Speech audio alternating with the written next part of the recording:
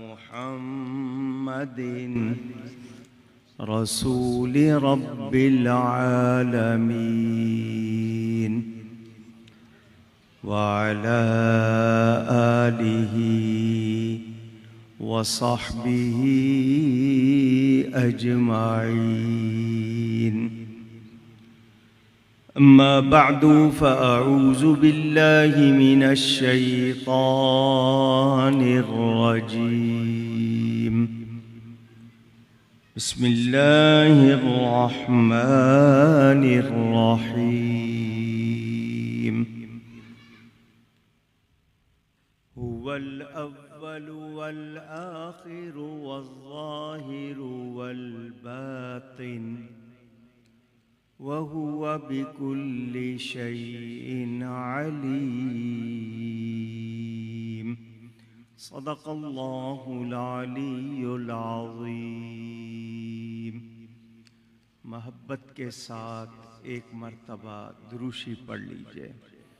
اللہم صلی علی سیدنا و مولانا محمد معدن الجود والکرم وآلہ وصحبہ وبارک وسلم. الصلاة والسلام علیک یا رسول اللہ. الصلاة والسلام علیک یا حبیب اللہ.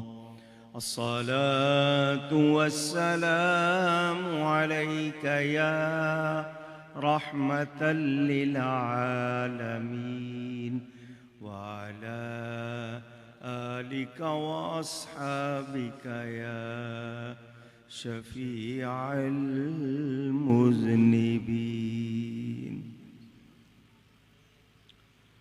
حمد و صلاۃ کے بعد قرآن کریم کے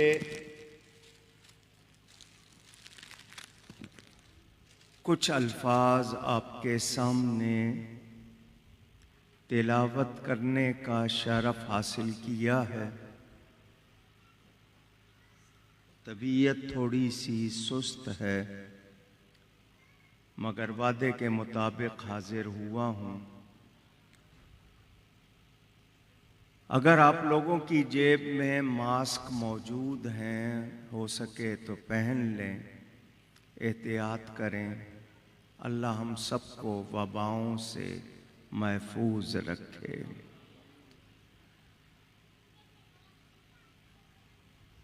یہ جلسہ میری اجازت کے بغیر ہوا ہے. انہوں نے تاریخ رکھ لی، اعلان کر دیا اور مجھے کہا کہ جی آنا پڑے گا. وقاص مصطفیٰ صاحب، محمد حسام صاحب، حماد صاحب اور ان کے چوتھے بھائی اویس صاحب، ان کے والد محمد اکبر نقشبندی صاحب، ان کے دادا صوفی جمیل صاحب، یہ 3 نسلیں محبت اور عقیدت سے وابستہ ہیں. اللہ تعالی ان کو ان کے بزرگوں کے طریق پر قائم رکھے. ان کے والدین اور بزرگوں کی مغفرت فرمائے. حضرت مولانا نے آپ کے سامنے تعارف کروایا. مجھے جو موضوع انہوں نے فرمایا ہے اس موضوع پر گفتگو سے پہلے 2 باتیں. ہم اہل سنت و جماعت قرآن و حدیث کو، قرآن و سنت کو مانتے ہوئے یہ عقیدہ رکھتے ہیں قرآن و سنت کے مطابق کہ ہمارے نبی پاک صلی اللہ علیہ وآلہ وسلم اللہ تعالی کی مخلوق میں سب سے افضل ہیں۔ افضل کے معنی درجے میں زیادہ، کوئی ان کا ہمسر نہیں ہے۔ سارے نبی محترم ہیں، مگر میرے نبی پاک کو اللہ تعالی نے جو مرتبہ، جو شان عطا کی ہے، وہ سب سے اعلیٰ ہے۔ اب دوسری بات یہ کہ میرے نبی پاک صلی اللہ علیہ وسلم لباس بشری میں آئے، شکل بشری میں آئے، بشر بن کر آئے، مگر ان کی حقیقت کو ان کے رب کے سوا کوئی جانتا نہیں ہے۔ وہ کیا ہے یہ رب جانتا ہے۔ شریعت میں تو بندہ ہیں، حقیقت میں خدا جانے۔ ہم قرآن و سنت کے مطابق انہیں بشر مانتے ہیں، وہ بلا شبہ بشر ہیں، مگر کیسے بشر ہیں؟ وہ ایسے بشر ہیں کہ ان کی بشریت جبریل علیہ السلام کی نورانیت سے افضل ہے۔ وہ کھاتے تھے تاکہ میرے آپ کے لیے کھانا جائز ہو جائے، مجھے اور آپ کو کھانے پینے کے آداب معلوم ہو جائے۔ انہوں نے شادی کی تاکہ مجھے آپ کو شادی کرنا جائز ہو جائے۔ وہ چلے پھرے، یہ سارے کام انہوں نے کیے، مگر وہ پھر بھی کیسے ہیں؟ ان کی حقیقت کیا ہے؟ ان کی شان کیا ہے؟ اس کی تمام تر کیفیت اللہ تعالی جانتا ہے۔ میں اور آپ قرآن حدیث کے مطابق بیان کرتے، سنتے، سناتے ہیں، ہم ان کی پوری شان کو جانتے، اونچی جو تھوڑی سی جانتے ہیں، جو کیا کہا میں نے؟ جو تھوڑی سی جانتے ہیں، وہ کیا کہتے ہیں؟ وہ کہتے ہیں سب سے اولا و اعلیٰ۔ اولا پیارے کو کہتے ہیں، اعلیٰ اچھے کو کہتے ہیں۔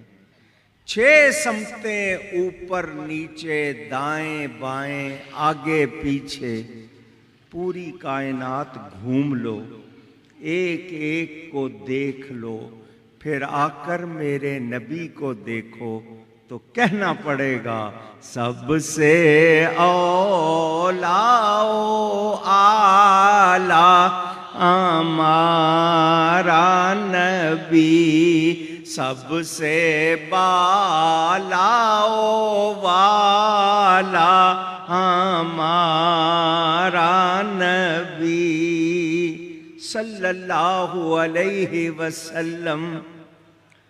اب وہ کتنے اعلیٰ ہیں، ہماری عمریں گزر گئیں بیان کرتے ہوئے، بیان پورا ہو سکا، جتنا ہم جانتے ہیں وہ بیان نہیں ہو سکا، تو جو ان کی اصلی شان ہے وہ کہاں سے بیان ہوگی؟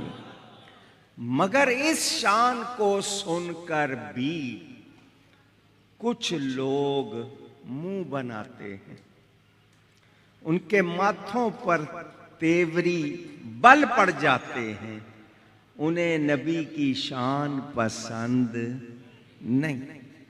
اپنے کسی بڑے کی بات کرنی ہو تو بہت کچھ کہتے ہیں، نبی کی بات آئے تو ان سے برداشت، مومن وہ ہے جو کہے گا ساری کائنات ایک طرف، میرا نبی ایک طرف۔ بات سمجھیں آپ؟ تو یہ میں نے بنیاد آپ کو بتا دی۔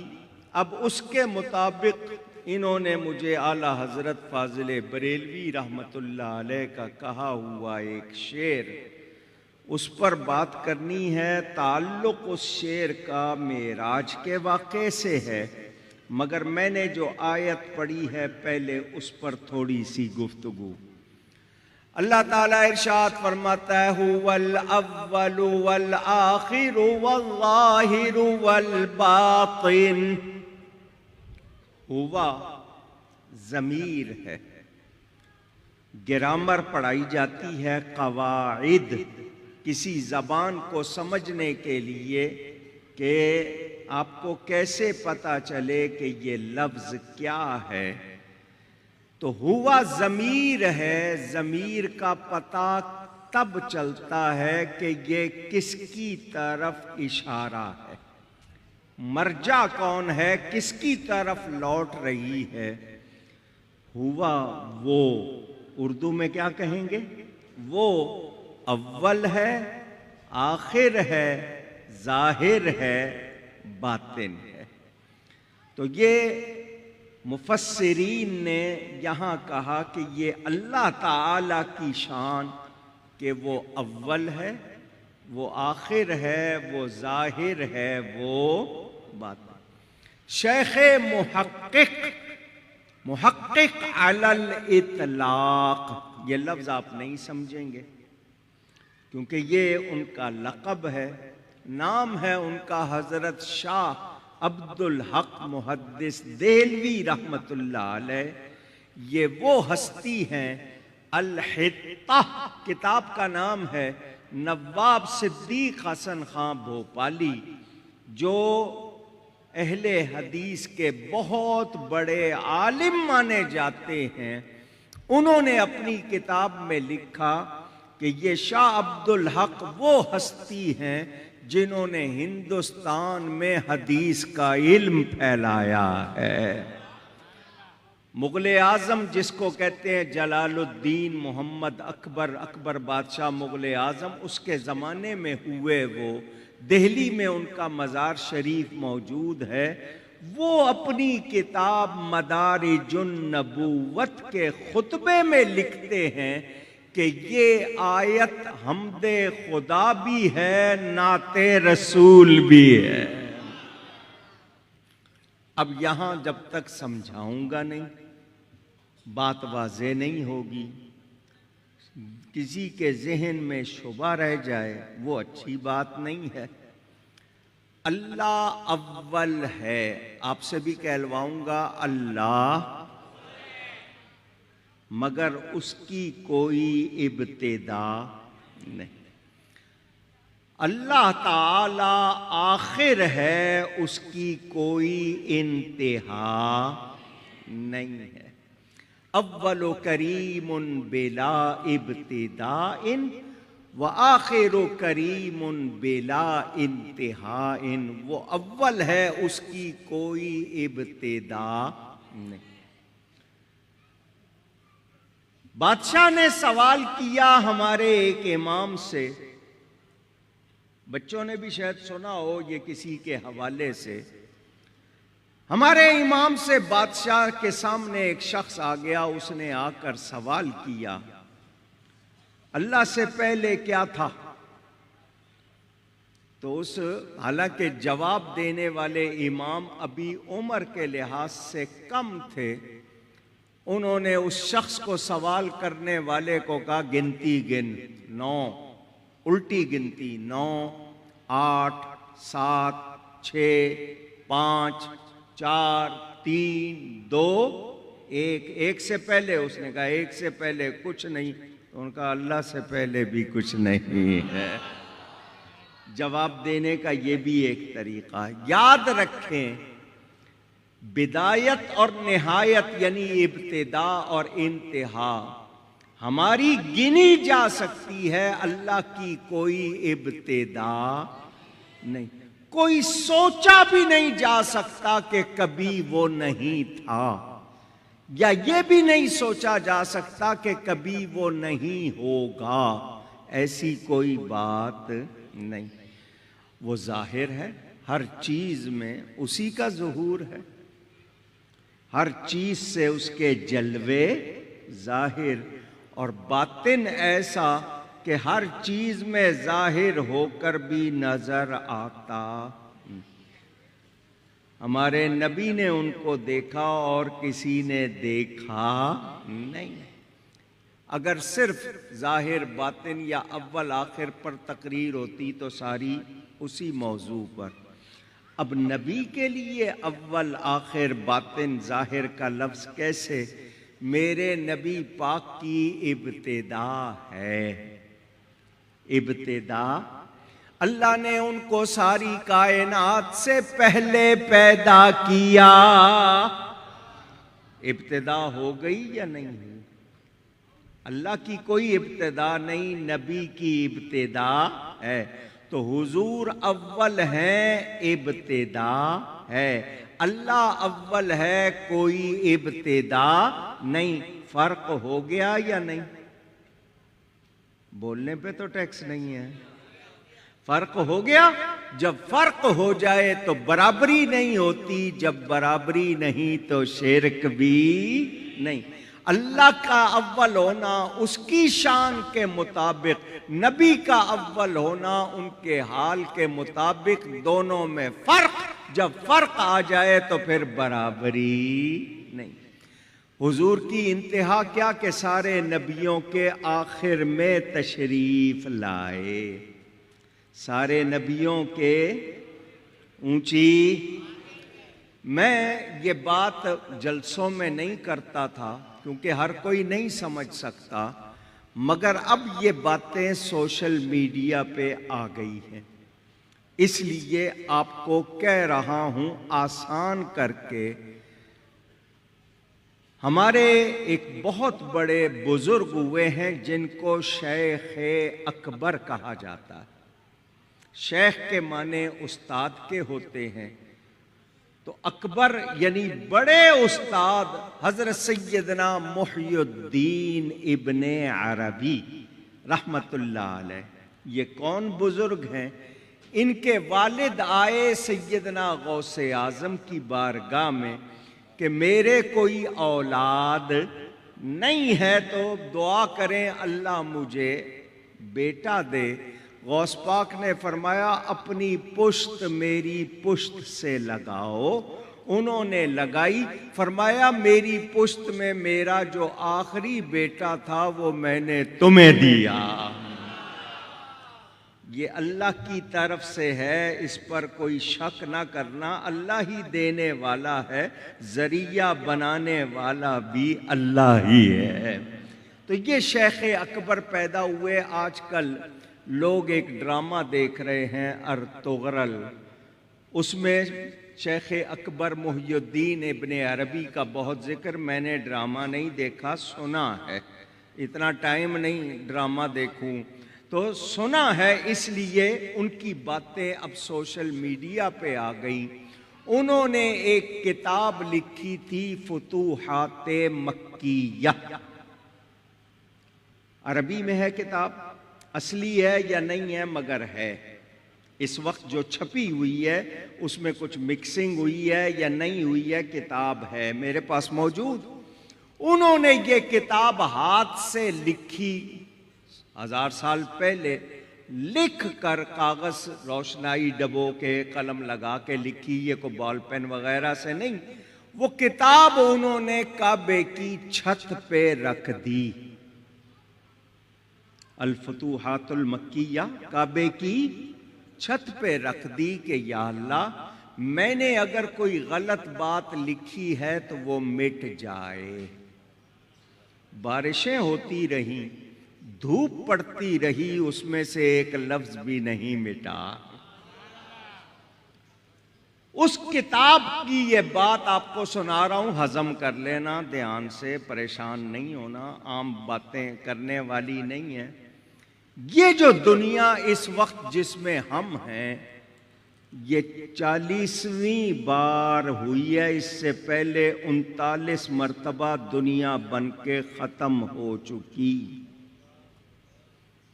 یہ 40ویں آدم ہیں جن کو ہم مانتے ہیں، ان کے مطابق، اس کتاب کے مطابق۔ لیکن جو بات میں نے سنانی ہے وہ دھیان سے سنو۔ ان 39 مرتبہ جو دنیا بنی ختم ہو گئی، اس میں میرے نبی پاک نہیں تھے۔ یہ آخر الزمان، اب یہ آخری زمانہ، اس لیے حضور اس میں تشریف لائے۔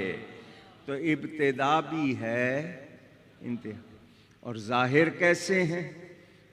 نظر آتے ہیں ہر ذرے میں نظارے محمد کے، قمر میں شمس میں ہر گل میں ہیں جلوے محمد کے صلی اللہ علیہ وسلم۔ اللہ تعالیٰ نے ان کو ایسا بنایا، وہ خود فرماتا ہے پیارے تمہیں نہ بناتا تو کچھ بھی نہ بناتا، اور وہ نبی پاک خود فرماتے ہیں انا من نور اللہ والخلق کلہم من نوری، میں اللہ کے نور سے ہوں، باقی تمام مخلوق میرے نور سے ہے۔ تو وہ ظاہر ہوئے، اب باطن کیسے ہیں کہ کوئی بھی ان کی حقیقت کو جان سکا نہیں، جان سکتا نہیں۔ میں یا 14ویں 13ویں 12ویں 1000ویں صدی کا کوئی بھی عالم دعویٰ کرے، خود نبی پاک فرماتے ہیں اور اس ہستی سے فرماتے ہیں جو نبیوں رسولوں کے بعد سب سے افضل بشر، فرمایا یا ابا بکر والذی بعثنی بالحق لم یعلمنی لم یعرفنی حقیقتا غیر ربی، اے ابو بکر مجھے قسم ہے اس ذات کی جس نے مجھے حق کے ساتھ بھیجا، میری حقیقت کو میرے رب کے سوا کوئی جانتا ہی نہیں۔ نہ حلیمہ بھید کھلا ہے یہ، نہ مقام چون و چرا ہے یہ، تو خدا سے پوچھ وہ کون تھے تیری بکریاں جو چرا گئے۔ لوگوں نے ان کو مکہ مکرمہ کی گلیوں میں چلتے ہوئے دیکھا تو یہ گمان کر لیا کہ ہمارے جیسے ہیں۔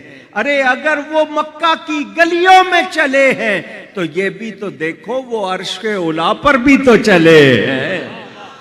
اگر تمہیں وہ حضرت علیمہ کی بکریوں کے پیچھے چلتے ہوئے نظر آئے تو یہ دیکھو معراج کی رات نبیوں کے امام بھی بنے ہیں۔ لوگوں نے سنا دیکھا کہ بیماری ان کو چھونے آئی، جس کو آپ بیمار ہونا کہتے ہیں نا، تو بیماری ان کے دامن اقدس کو چھونے آئی تاکہ میرے تمہارے گناہوں کا کفارہ بن جائے، مگر یہ نہیں دیکھا کہ جس خاک پر نالین رکھ دی اس کو خاک شفا بنا دیا۔ خود فرماتے ہیں غبار المدینۃ یبرئ البرص والجذام، میرے مدینے کی مٹی برص اور جذام جیسی بیماریوں کے لیے بھی شفا ہے۔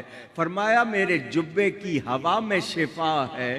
تو نبی پاک کے دونوں رخ دیکھو، اگر یہ دیکھتے ہو کہ وہ کھاتے پیتے نظر آتے ہیں تو یہ بھی دیکھو کہ صوم وصال وصلی روزے رکھتے ہیں، 21 دن کے، 40 دن کے روزے رکھتے ہیں، نہ سحری کرتے ہیں نہ افطاری کرتے ہیں۔ پتہ چلا وہ کھانے پینے کے محتاج نہیں، وہ صرف رب کے محتاج ہیں، باقی سب ان کے محتاج ہیں۔ وہ ہمارے جیسے، انگلش میں آپ کو سپر مین، اسپائڈر مین دکھایا جائے تو آپ مان لیتے ہیں کہ یہ کوئی ما فوق الفطرت، کوئی خاص قسم کا بندہ، بڑی طاقت، وہ مان لیتے ہیں۔ تو اللہ تعالیٰ جس کو ایسا بنائے، بتائیے اس کی شان مانے یا نہ مانے؟ میرے نبی جیسا، یہ چاند پر پہنچنے والے پہنچ کر بھی نہ سمجھے، میرے نبی تو وہاں گئے جہاں وہاں کہاں ہی ختم ہو گیا۔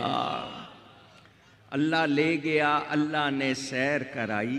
تو یہ آیت حمد خدا بھی ہے، نعت رسول بھی ہے۔ لیکن آپ لوگ حمد کا لفظ جب بھی کہا جائے تو آپ کہتے ہیں حمد کا مطلب اللہ کی تعریف، حالانکہ حمد کے معنی صرف تعریف کے ہیں۔ ان کی بھی حمد ہو سکتی ہے، ان کی بھی ہو سکتی ہے۔ آپ کہیں گے مولانا صاحب آپ کیا کر رہے ہیں، میں قرآن سے بتا دیتا ہوں۔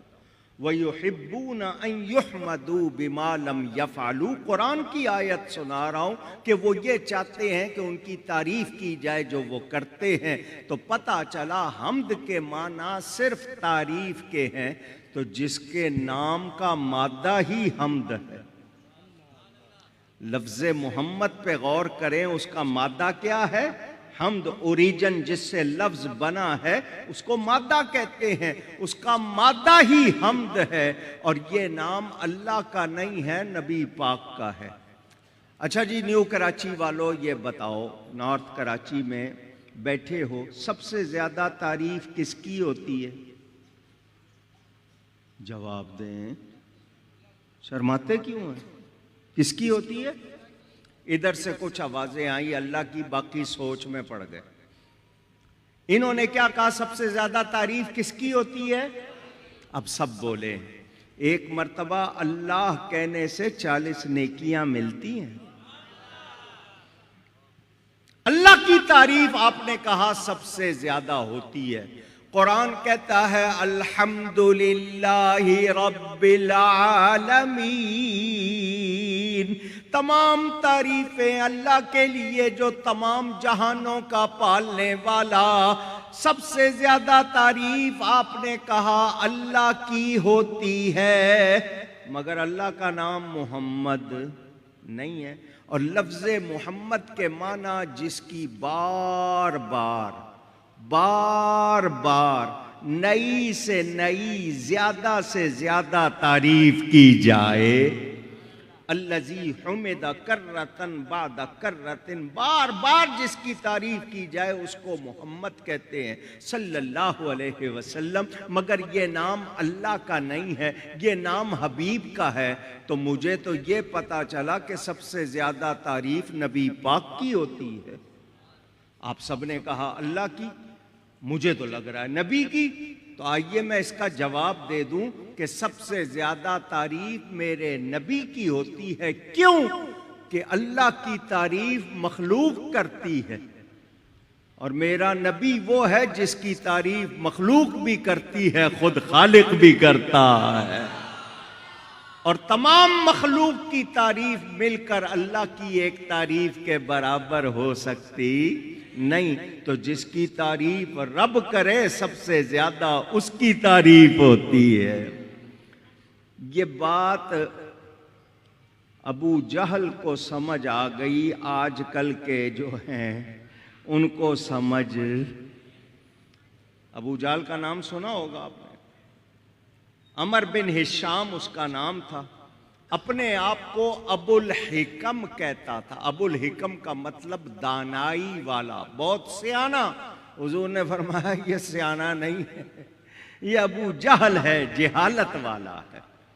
اس کو یہ بات سمجھ آ گئی، اس نے ایک دن اپنی ساری پارٹی کو بلایا، کہنے لگا مسلمانوں کا نبی سچ کہتا ہے، تم لوگ بڑے بے وقوف ہو۔ بے وقوف کا مطلب جس میں بات نہ ٹھہرتی ہو، جو بات نہ سمجھتا ہو، سمجھ گئے نا؟ بے وقوف، اس میں بات ٹھہرتی نہیں ہے تو اس لیے اس کو بے وقوف کہتے۔ تو اس نے کہا تم سارے بے وقوف ہو۔ کہنے لگے کیا ہو گیا چاچا، آج ہمیں تو بے وقوف کہنے لگ گیا، اس نبی کی وجہ سے ہوا کیا ہے؟ اس نے کہا وہ سچ کہتا ہے۔ انہوں نے کہا اس کی تعریف کر رہے ہو، بات تو کرو۔ کہنے لگا ان کو محمد بھی کہتے ہو اور پھر ان کی برائی بھی کرتے ہو۔ ابو جہل کہہ رہا ہے کہ ان کو محمد بھی کہتے ہو اور ان کی برائی بھی کرتے ہو۔ ابو جہل نے کہا جو محمد ہوتا ہے اس میں تو برائی ہوتی ہی نہیں ہے، صلی اللہ علیہ وسلم، کیونکہ لفظ محمد کے معنی ہی جس کی بار بار تعریف کیا جائے، تعریف کیا گیا۔ تو تو اس نے کہا یہ تم کہتے ہو اور ساتھ برائی کرتے ہو تو لوگ تو تم پر ہنستے ہوں گے کہ اس کو محمد بھی کہہ رہے ہو اور پھر برائی کر رہے ہو، تو بے وقوف نہیں ہو تو اور کیا ہو؟ ان کا چچا پھر کیا کریں؟ کہنے لگا دو ہی باتیں ہیں، یا تو نام لینا چھوڑ دو یا برائی کرنا چھوڑ دو، یا تو ان کا نام لینا چھوڑ دو اور یا پھر برائی کرنا چھوڑ دو۔ وہ کہنے لگے برائی تو نہیں چھوڑ سکتے، قسمت میں یہی ہے، کرنی برائی ہے، تو باہر نکل کے کہو گے وہ ایسا ہے، وہ ایسا ہے، وہ ایسا ہے، تو لوگ پوچھیں گے کون ایسا ہے، تو نام تو لینا پڑے گا۔ تو انہوں نے کہا کہ ہم آج کے بعد ان کو محمد نہیں کہیں گے صلی اللہ علیہ وسلم، انہوں نے اپنی طرف سے نام بنایا مزمم، یہ نام انہوں نے خود اپنی طرف سے بنا لیا۔ مزمم کے معنی جس کی برائی کی جائے، آپ مذمت کا لفظ بولتے ہیں، مزمم برائی کی جائے، وہ لوگ باہر نکل کے کہنے لگے مزمم ایسا ہے، مزمم ایسا ہے، مزمم ایسا ہے۔ صحابہ نے سنا، حضور کی بارگاہ میں آ گئے، حضور پہلے یہ نام لیتے تھے، اب انہوں نے نام لینا چھوڑ دیا اور کہتے ہیں مزمم ایسا ہے۔ میرے نبی نے فرمایا خوش ہو جاؤ، یہ میرا نام لے کے برائی کرتے تھے، میرے رب کو پسند نہیں تھا، اللہ نے میرے نام سے برائی کو دور کر دیا، یہ کسی مزمم کی باتیں کرتے ہوں گے، میں تو محمد ہوں صلی اللہ علیہ وسلم۔ تو اللہ نے ان کو بنایا کس لیے ہے؟ پوچھ رہا ہوں، آپ لوگ ڈرے ہوئے ہو؟ پوچھ رہا ہوں، تقریر میں ہی کروں گا لیکن ذرا ساتھ دیں، پتہ لگے سن رہے ہیں، سمجھ رہے ہیں۔ اللہ نے اپنے حبیب کو کائے کے لیے بنایا؟ تو پھر کہو نا سب سے اولا و اعلیٰ ہمارا نبی، سب سے بالا و والا ہمارا نبی صلی اللہ علیہ وسلم۔ میرے نبی میں کوئی عیب، جو مانتا ہے صرف وہ کہے، اور آپ دائیں بائیں دیکھنا چپ کون ہے۔ میرے نبی میں کوئی عیب، آپ کہیں گے بے عیب اللہ کی ذات، تو اللہ بے عیب خود سے ہے، اس کو کسی نے بنایا نہیں، میرے نبی کو اس نے بے عیب بنایا ہے۔ اور میں نے آپ کو بتایا جب فرق ہو جائے تو برابری نہیں ہوتی، جب برابری نہیں تو شرک بھی نہیں، ہم شرک کرنے والے نہیں ہیں۔ اور نبی کی تعریف کرنا یہ محبت والوں کا کام ہے، ایمان والوں کا کام ہے، مشرکوں کا کام نہیں۔ میرے دوستوں اور بزرگوں، نبی پاک صلی اللہ علیہ وسلم اللہ کی ذات پر دلیل بن کر آئے، اللہ تعالی کی ذات پر۔ اب میں اس کو سمجھا دوں، یہ ڈبہ رکھا ہوا ہے، کسی نے بنایا ہے نا، کوئی انجینئر ہوگا، اس نے نقشہ سوچا ہوگا، ڈرائنگ کی ہوگی، پھر اس کے مطابق جو بھی اس میں سامان لگانا ہوگا لگا کر بنایا ہوگا۔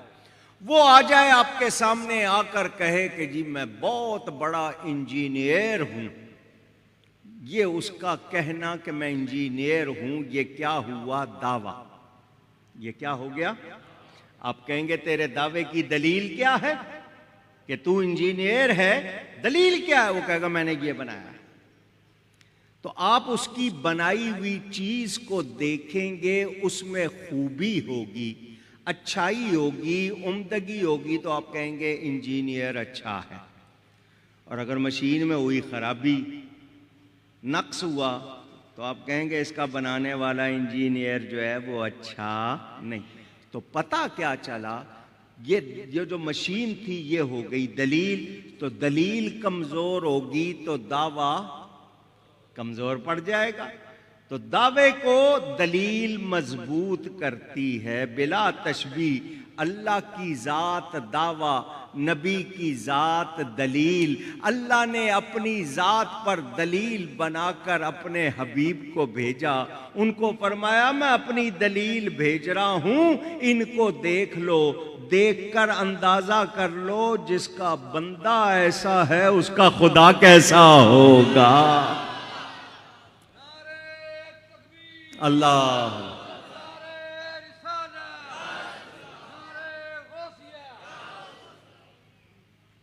دیکھنے والوں نے پھر کیا کہا؟ انہوں نے کہا وہ خدا نہیں، بخدا نہیں، وہ مگر خدا سے جدا نہیں، وہ ہیں کیا مگر وہ ہیں کیا نہیں، یہ محب حبیب کی بات ہے۔ میرے آقا کا دلیل ہونا یہ بھی پورا ایک موضوع ہے، برہان ربی، اس پر تقریر ہو تو ساری تقریر اس پر، یہ میں نے صرف اس شعر کو بیان کرنے کے لیے تھوڑا سا آپ کو تمہید سنائی ہے۔ تو حضور صلی اللہ علیہ وسلم اول ہیں، ابتدا ہے، آخر میں تشریف لائے انتہا ہے۔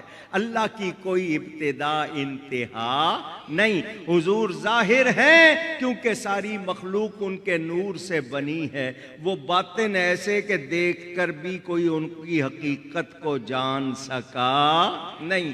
اللہ تعالیٰ نے ان کو کیسا بنایا، کس شان والا بنایا؟ خود اللہ نے فرمایا تمہیں نہ بناتا کچھ بھی نہ بناتا، پتہ چلا یہ پوری کائنات انہی کا فیضان ہے۔ وہ نہ ہوتے تو کچھ بھی، آج بھی وہ نہ ہوں تو، وہ جو نہ تھے تو کچھ نہ تھا، وہ جو نہ ہو تو کچھ نہ ہو، کیونکہ جان ہے وہ جہان کی، جان ہے تو جہان ہے۔ حضور صلی اللہ علیہ وسلم اس کائنات کی، محبت سے کہیے، اس کائنات کی جان ہے۔ وہ نہ ہوں تو یہ جہان قائم رہ سکتا نہیں۔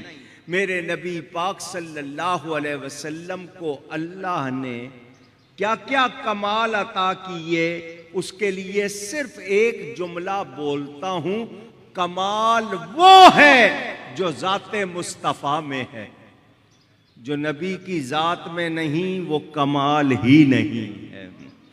میرے نبی پاک سر سے پاؤں تک سراسر کمال ہی کمال ہے، کوئی شبہ نہیں۔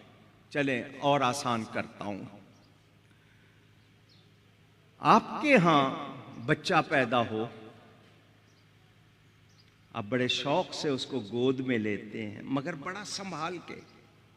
یہ بہت نرم و نازک ہے، اس وقت اس کی کوئی ہڈی مڑ گئی ساری زندگی مڑی رہے گی۔ سنبھال کے، چھوٹے چھوٹے پاؤں، چھوٹے چھوٹے ہاتھ، نرم و نازک، 4-6 مہینے تک بٹھاتے بھی نہیں کہ ابھی اس کی ہڈیوں میں دم نہیں۔ 4-6 مہینے تک پانی بھی نہیں پلاتے، صرف دودھ کے، نہیں اس کو پانی دیں گے اس کی ہڈیاں کمزور ہو جائیں گی۔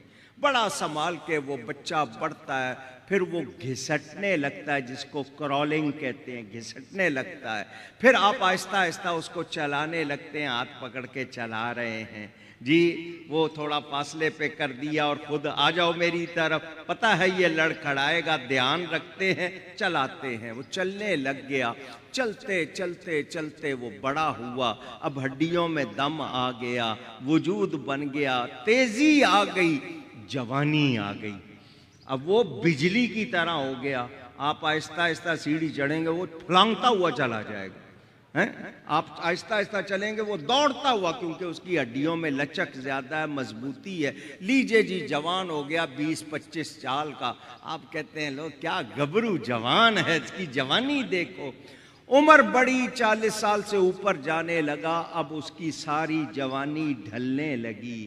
کھال جو بڑی مضبوط تھی وہ نرم پڑنے لگی، پھر اس پہ جھریاں جھریاں رنکلز آنے لگے.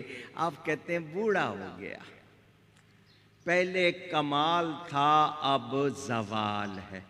کیا کہتے ہیں؟ پہلے کمال تھا اب زوال ہے. لو جی بال سفید ہو گئے، اب لاٹھی ٹیک کے چلنے لگ گیا، کمر جھک گئی، گھٹنوں میں دم نہیں، ہڈیوں میں دم نہیں، اب بوڑھا ہو گیا. لو جی زوال. پہلے کمال تھا اب زوال ہو گیا. چلیں ایک مثال نہیں ایک اور مثال دے دیتا ہوں. آپ کو زمین کھودنی ہو تو کیسے کھودتے ہیں؟ انہوں نے کہا دھات سے. کوئی سخت چیز ہو، انگلی سے کر سکتے ہیں آپ؟ پورے ہاتھ سے کر سکتے ہیں؟ آپ کو لوہے کی کوئی مضبوط چیز چاہیے جس سے آپ کھود سکتے ہیں. بیج بویا، وہ بیج کے اندر سے کومپل نکلتی ہے، وہ زمین کا سینہ پھاڑتی ہے یا نہیں پھاڑتی؟ جواب دیجئے. کون طاقت دیتا ہے اس کو؟ اونچی.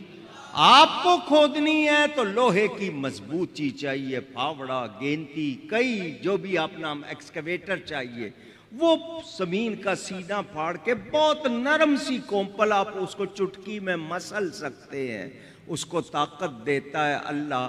تو جو اللہ کومپل کو طاقت دیتا ہے وہ نبی ولی کو نہیں دے سکتا؟ کومپل میں مان لیں گے طاقت، نبی ولی کا ذکر آئے تو پھر نہیں مانیں گے. تو کیا پھر عقل والے ہیں؟ لیجئے جی وہ کومپل بڑی نرم و نازک تھی، آپ سنبھالتے ہیں کیڑا نہ کھا لے اس کو، اس کے ساتھ کوئی تنکا کھڑا کر دیتے ہیں تاکہ یہ مڑے نہیں. وہ جناب بڑھتے بڑھتے درخت بن گیا، مضبوط تنا بن گیا. کیا مضبوطی آ گئی، ہوا آ رہی ہے مگر وہ کھڑا ہوا ہے.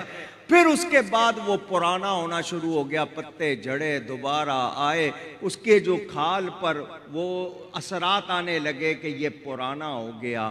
تو آپ کہتے ہیں پہلے کمال تھا اب تو میں مثالیں دیتا جاؤں اس طرح تو آپ کہیں گے اللہ کیا ہر چیز ایسی بناتا ہے کہ پہلے کمال ہوتا ہے پھر زوال ہوتا ہے؟ کیا اللہ نے کوئی ایسی چیز بھی بنائی جس پہ کمال ہی کمال ہو؟ ہر چیز ایسی ہی ہے کیا؟ پہلے کمال پھر زوال؟ کوئی ایک تو ایسا ہو نا جس پہ کمال ہی کمال. تو اللہ فرماتا ہے وَلَلْآخِرَةُ خَيْرٌ لَكَ مِنَ الْأُولَى. میرے حبیب تیرے لیے ہر آنے والا لمحہ گزرے ہوئے سے بہتر ہوگا. کمال ہی کمال. 1.25 لاکھ صحابہ، 1.25 لاکھ سے زیادہ صحابہ، آج 1.5 ارب سے زیادہ مسلمان، ہر دن ہر جگہ ذکر مصطفیٰ ہو رہا ہے یا نہیں ہو رہا؟ فرش پر بھی ہو رہا ہے، عرش پر بھی. سب سے اولا و اعلیٰ ہمارا نبی، سب سے بالا و والا ہمارا نبی، سب سے بالا و والا صلی اللہ علیہ وسلم.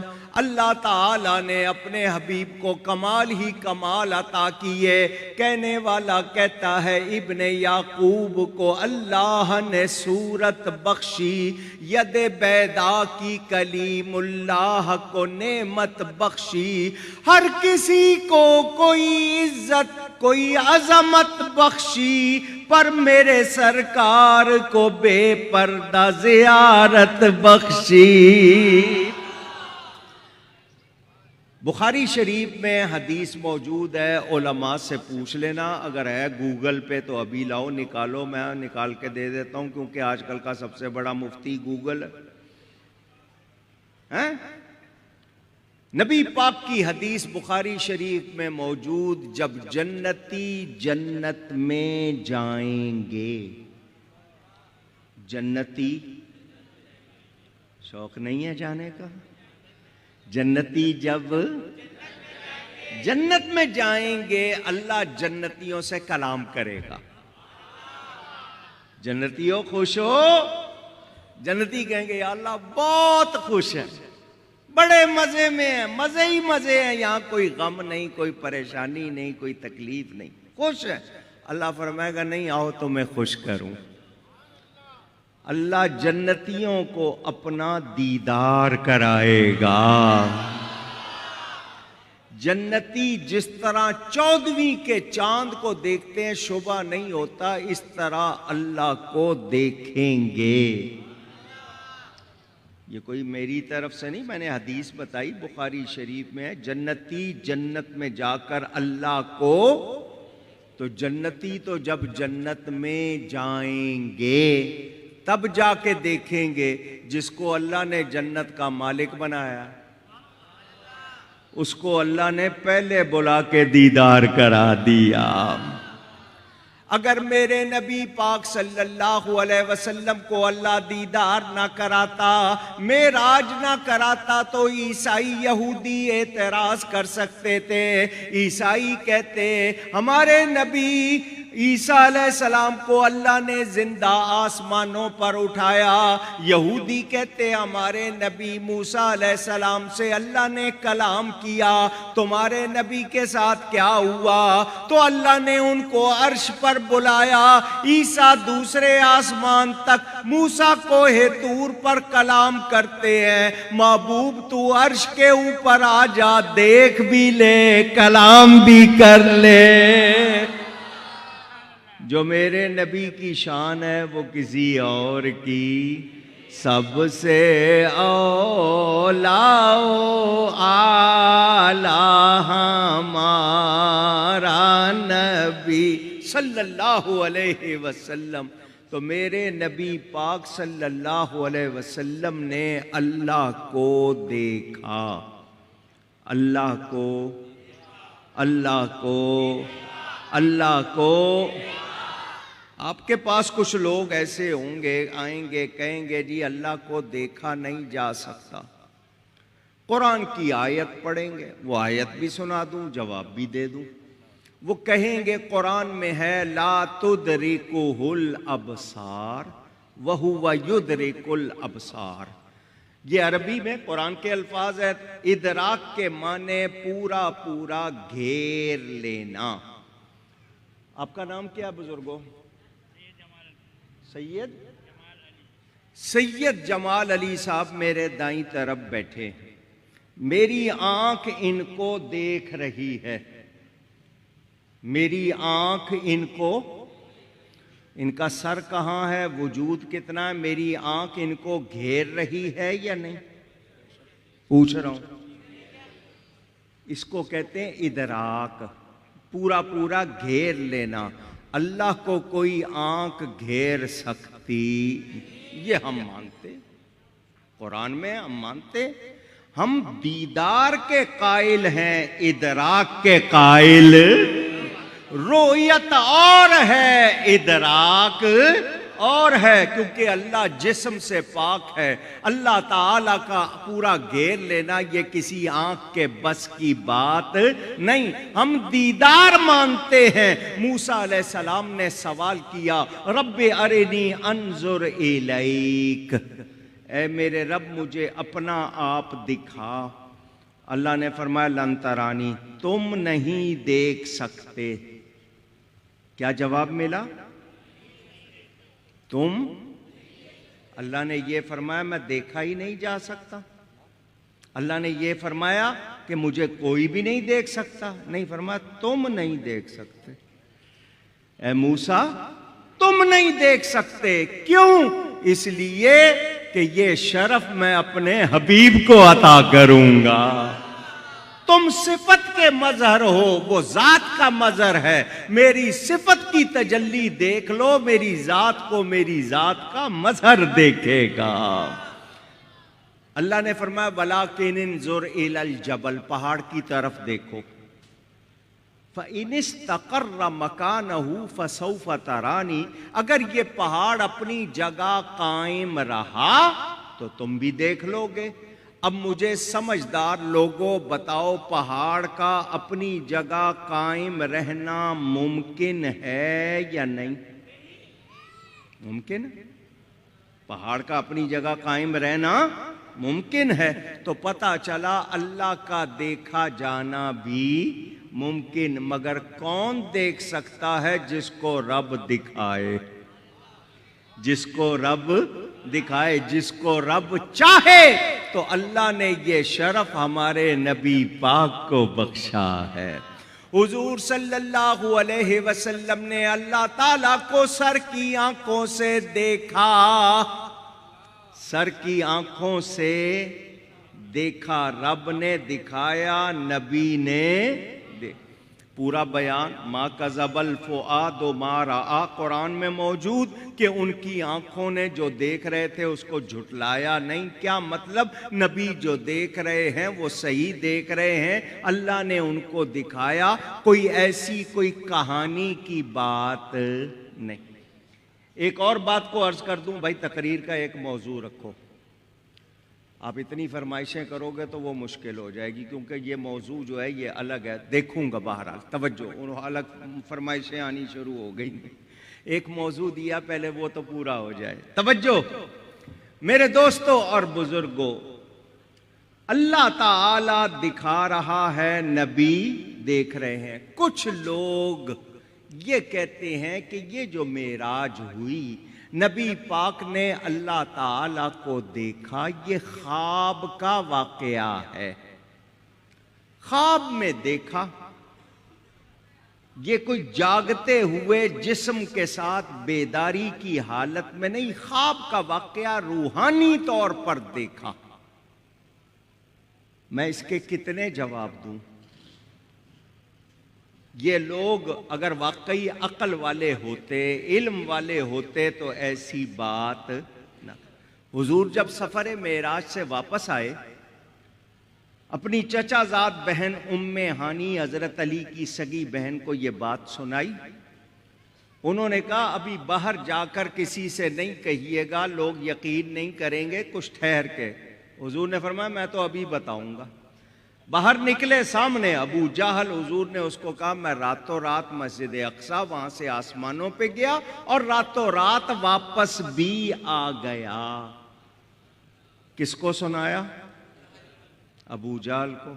حضور فرما رہے ہیں اگر یہ خواب کا واقعہ ہوتا تو ابو جہل بھی خواب دیکھتا تھا یا نہیں دیکھتا تھا؟ پوچھ رہا ہوں آپ سے۔ وہ کہتا ٹھیک ہے، خواب میں گئے ہوگے بھائی، ٹھیک ہے، خواب تو وہ بھی دیکھتا تھا۔ آپ بھی یہاں جا کر بستر پر لیٹے ہوئے خواب میں کہیں کہیں پہنچ جاتے ہو یا نہیں؟ نہیں جاتے؟ چلو آسان کروں، اچھا کروں، آپ بستر پر لیٹے اور آپ دیکھ رہے ہیں آپ کعبے کا طواف کر رہے ہیں، اب تو خوش ہو گئے۔ تو وہ جو کعبے کا طواف کرتا ہوا نظر آتا ہے وہ آپ ہی ہوتے ہیں یا کوئی اور ہوتا ہے؟ آپ ہی ہوتے ہیں نا۔ تو خواب تو آپ بھی دیکھتے ہیں۔ آپ کسی کو صبح اٹھ کر بتائیں میں رات کو کعبے کا طواف کر کے آیا ہوں خواب میں، تو اس کو کوئی حیرت ہوگی، کوئی پریشانی ہوگی؟ ابو جہل بھی خواب دیکھتا تھا، اس کو پتا تھا نبی پاک کبھی مسجد اقصی کی طرف سفر کر کے نہیں گئے، 1 مہینے کے جانے کا رستہ، 1 مہینے کے آنے کا رستہ، اور یہ کہہ رہے ہیں میں راتوں رات گیا وہاں سے آسمانوں پر اور واپس بھی آ گیا۔ تو اس نے اعتراض کیا، کیوں؟ کہ یہ خواب کا واقعہ نہیں تھا۔ اس نے کہا اچھا یہ بتائیں اگر آپ مسجد اقصی گئے تو اس کے دروازے کتنے؟ یہ جو بھائی صاحب بیٹھے ہیں کیا نام ہے؟ محمد مبین صاحب، کسی مسجد میں جا کے نماز تو پڑھتے ہوں گے آپ، اس مسجد میں 1 سے زیادہ مرتبہ بھی گئے ہوں گے۔ اگر میں آپ سے پوچھ لوں اس کی کھڑکیاں کتنی ہیں تو آپ کو معلوم نہیں؟ یہ سیدھا سیدھا جواب دیں گے میں نماز پڑھنے جاتا ہوں، کھڑکیاں گننے نہیں جاتا۔ تو کوئی اعتراض کرے گا؟ حضور بھی کہہ سکتے تھے میں گیا نبیوں کی نماز پڑھائی، میں دروازے کھڑکیاں گننے تو نہیں گیا تھا، مگر ان کو موقع مل جاتا، وہ اعتراض کرتے۔ جب ابو جہل نے پوچھا دروازے کتنے، کھڑکیاں کتنی، ان کا رخ کس طرف، اللہ نے جبریل کو حکم دیا مسجد اقصی نبی کے سامنے کر دو۔ حضور دیکھتے جاتے ہیں اور بتاتے جاتے ہیں۔ ابو جہل کو بھی پتا چل گیا یہ خواب کا واقعہ۔ تو جو آج کہے خواب کا واقعہ وہ ابو جہل سے گیا گزرا ہے یا نہیں؟ پوچھ رہا ہوں آپ سے۔ میں نام نہیں لوں گا، منہ کا ذائقہ خراب ہو جائے گا ایسے ہی، سمجھ گئے نا؟ تو جو اعتراض کرتے ہیں یہ جانتے نہیں، یہ خواب کا واقعہ نہیں ہے۔ اچھا اس پر وہ دلیل کیا دیتے؟ ایک دلیل سنا دوں۔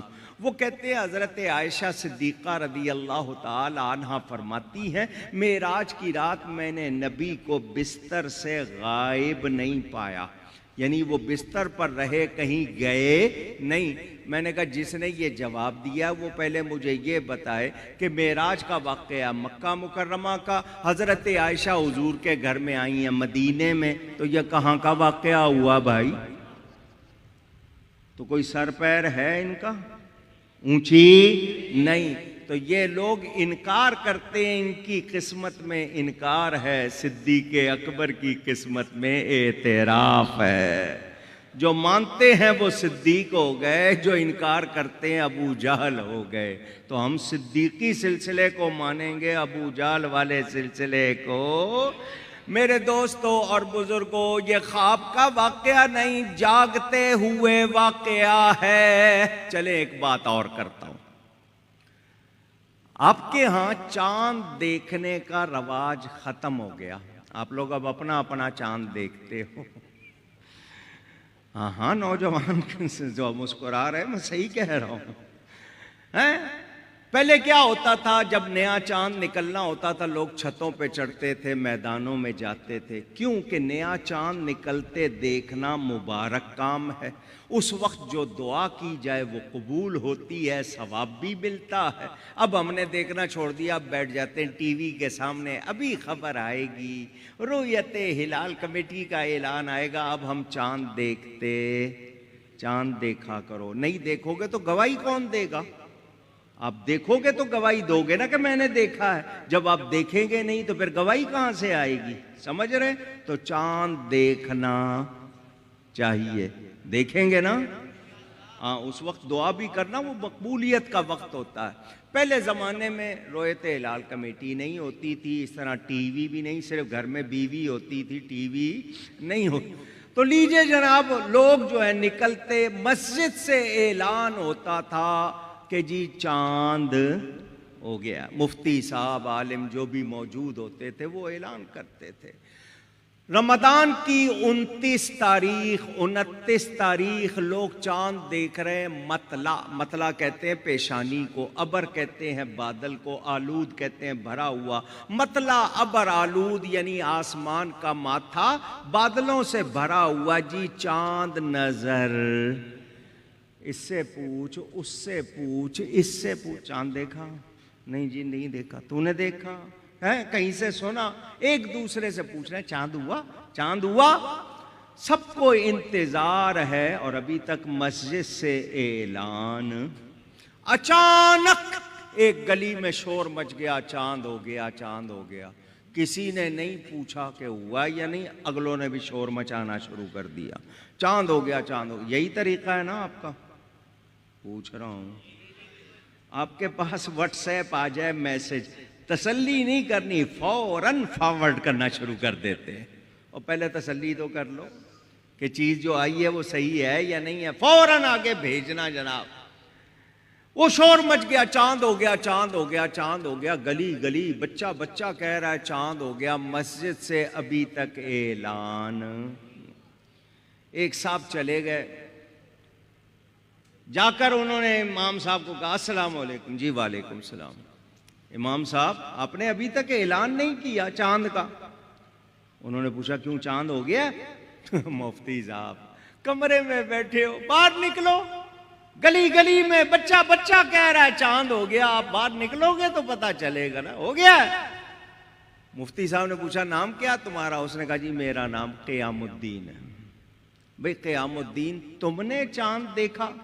مفتی صاحب سچی بات ہے میں نے دیکھا، وہ میرا پڑوسی ہے حسام الدین، اس نے کہا چاند ہو گیا، میں نے بھی کہہ دیا۔ ان کا تم یہاں بیٹھ جاؤ، اس کو حسام الدین کو بلاؤ۔ وہ جی حسام الدین صاحب السلام علیکم۔ جی وعلیکم السلام۔ کیوں بھائی چاند ہو گیا؟ مفتی صاحب بچہ بچہ کہہ رہا ہے، گلی گلی میں شور ہے، گلی گلی میں شور ہے، بچہ بچہ کہہ رہا ہے تو نے دیکھا؟ مفتی صاحب سچی بات ہے میں نے دیکھا۔ وہ میرا ایک اور ساتھی ہے اسلام الدین، وہ کہہ رہا تھا چاند ہو گیا. میں نے بھی اس کو بھی بٹھاؤ یہاں، اس کو بلاؤ. لے جی اسلام الدین صاحب آ گئے، السلام علیکم. وعلیکم السلام. چاند ہو گیا جی؟ بچہ کہہ رہا ہے تم نے دیکھا جی؟ میں نے دیکھا نہیں. وہ سارے سوچ رہے ہیں کسی نے تو دیکھا ہوگا، ایسے تو نہیں شور مچا، کسی نے تو دیکھا ہوگا. یا اللہ اس کو بھیج، ورنہ مفتی صاحب کے سامنے ہماری عزت نہیں. مفتی صاحب کیا کہیں گے، ہم جھوٹے.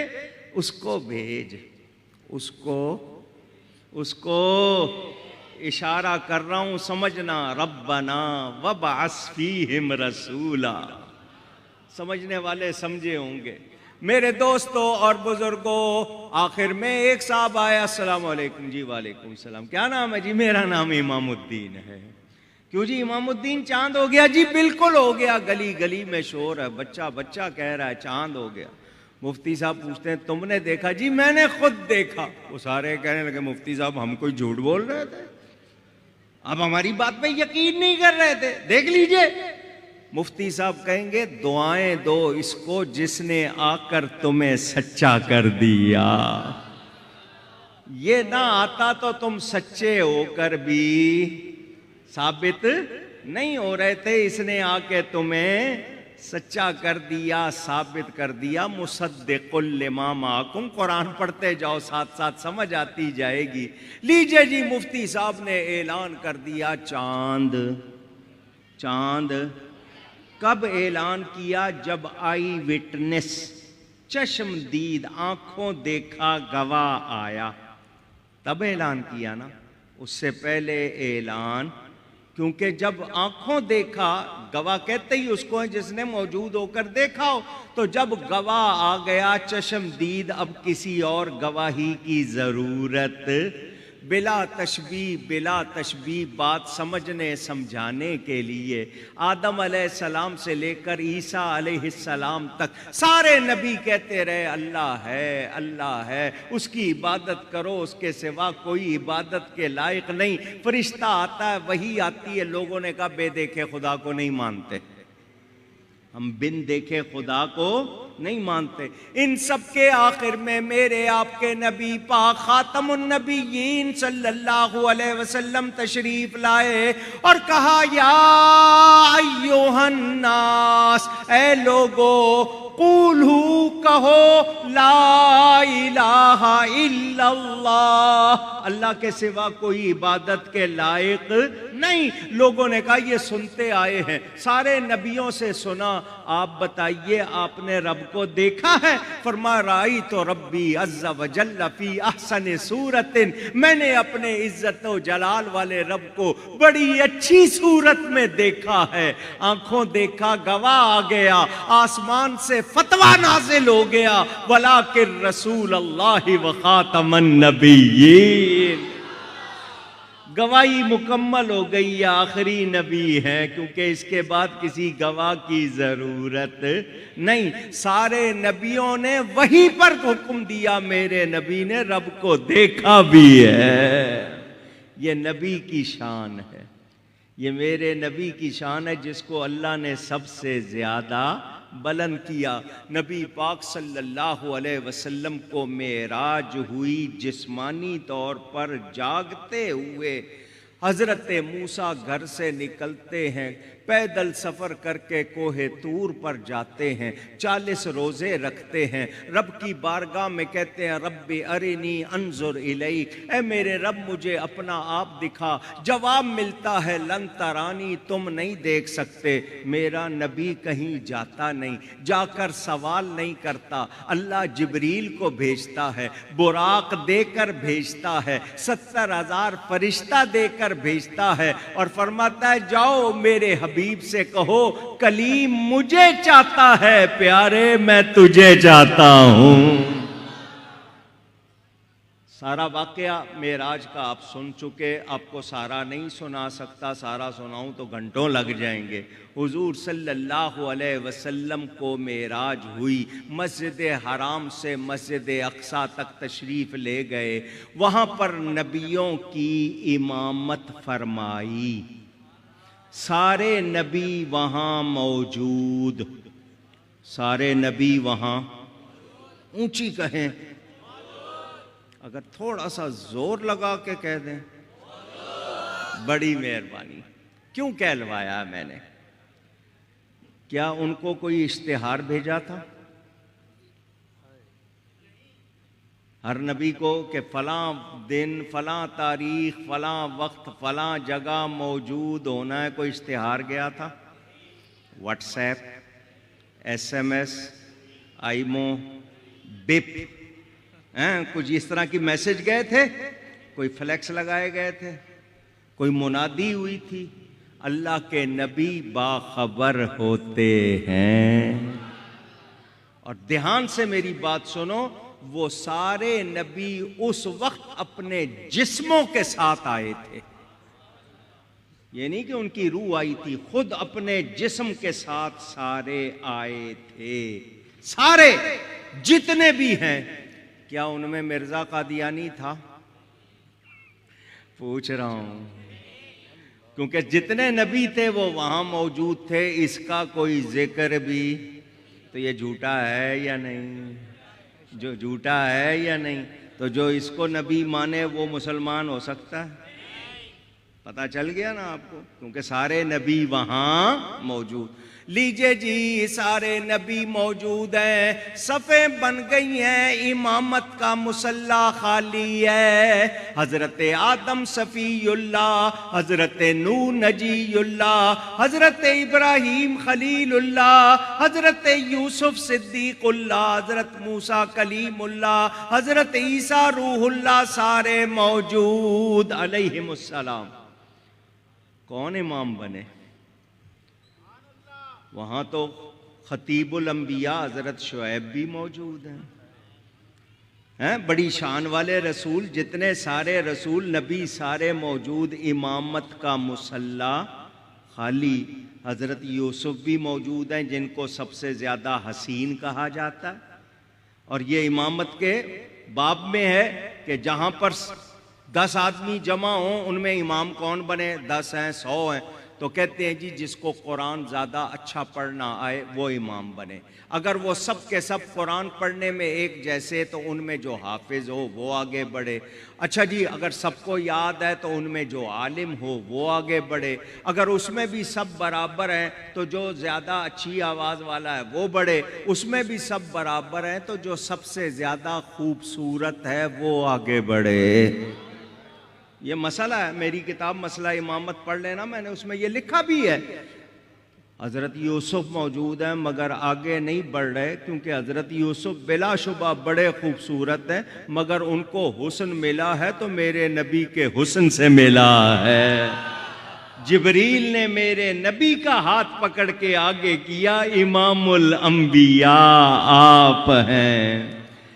ظہوری صاحب جھوم اٹھے، کہتے ہیں یوں تو سارے نبی محترم ہیں، مگر یوں تو سارے نبی محترم ہیں، مگر سرور انبیاء تیری کیا بات ہے، اے حبیب خدا تیری کیا بات ہے۔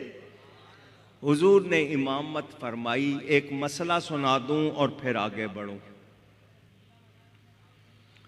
آپ لوگ ماشاءاللہ جتنے بیٹھے ہیں اکثر نمازی ہوں گے، اللہ ہم سب کو باقاعدگی سے نماز پڑھنے کی توفیق عطا فرمائے۔ نماز آپ نے پڑھی ہوگی، کبھی نماز جنازہ بھی پڑھی ہے؟ پوچھ رہا ہوں، پڑھی ہے؟ اچھا، سوال میں کر رہا ہوں، جواب آپ لوگ دینا۔ نماز جنازہ میں میت آگے اور زندہ، ٹھیک کہہ رہا ہوں؟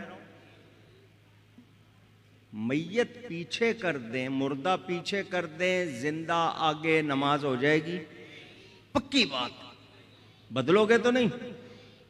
کیونکہ آج کل فتووں کا مزاج ادھر کی ہوا تو ادھر کا فتویٰ، ادھر کی ہوا تو، ایسا تو نہیں کرو گے نا؟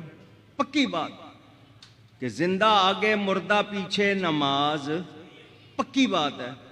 معراج کی رات میرے نبی آگے کھڑے ہیں، پیچھے وہ کھڑے ہیں جن کی وفات ہو چکی ہے، جن کی وفات ہو چکی ہے وہ پیچھے کھڑے ہیں۔ اور ابھی آپ لوگوں نے کہا کہ پیچھے مردہ ہو تو نماز، میرے نبی نے ان کی نماز پڑھا کے بتا دیا یہ سارے زندہ ہیں، کیونکہ مردوں کی امامت ہوتی نہیں۔ تو حضور نے نماز پڑھا کے یہ حیات انبیاء کا مسئلہ بھی سمجھا دیا۔ خیر یہ بھی پورا موضوع ہے، میں نے سمیٹنا ہے، بات کرنی ہے آگے کی۔ حضور صلی اللہ علیہ وسلم جلسہ ہوا، نبیوں نے خطبے پڑھے، حضور نے خطبہ پڑھا، پھر آگے چلے۔ سیڑھی، معراج کے معنی کیا ہے؟ سیڑھی، معراج کے معنی کیا ہے؟ سیڑھی۔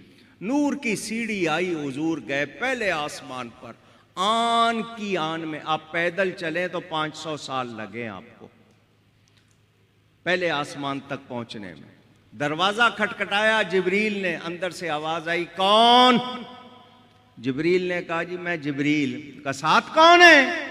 کہ میرے ساتھ اللہ کے حبیب ہیں۔ ان کا مرحبا، اگر وہ نہ ہوتے تو ہم تیرے لیے بھی دروازہ نہ کھولتے۔ حضور صلی اللہ علیہ وسلم تشریف لے گئے پہلے آسمان پر، حضرت آدم سے ملاقات، آسمان کی سیر کی، دوسرا، تیسرا، چوتھا، پانچواں، چھٹا، ساتواں، چھٹے آسمان پہ حضرت موسیٰ پھر موجود۔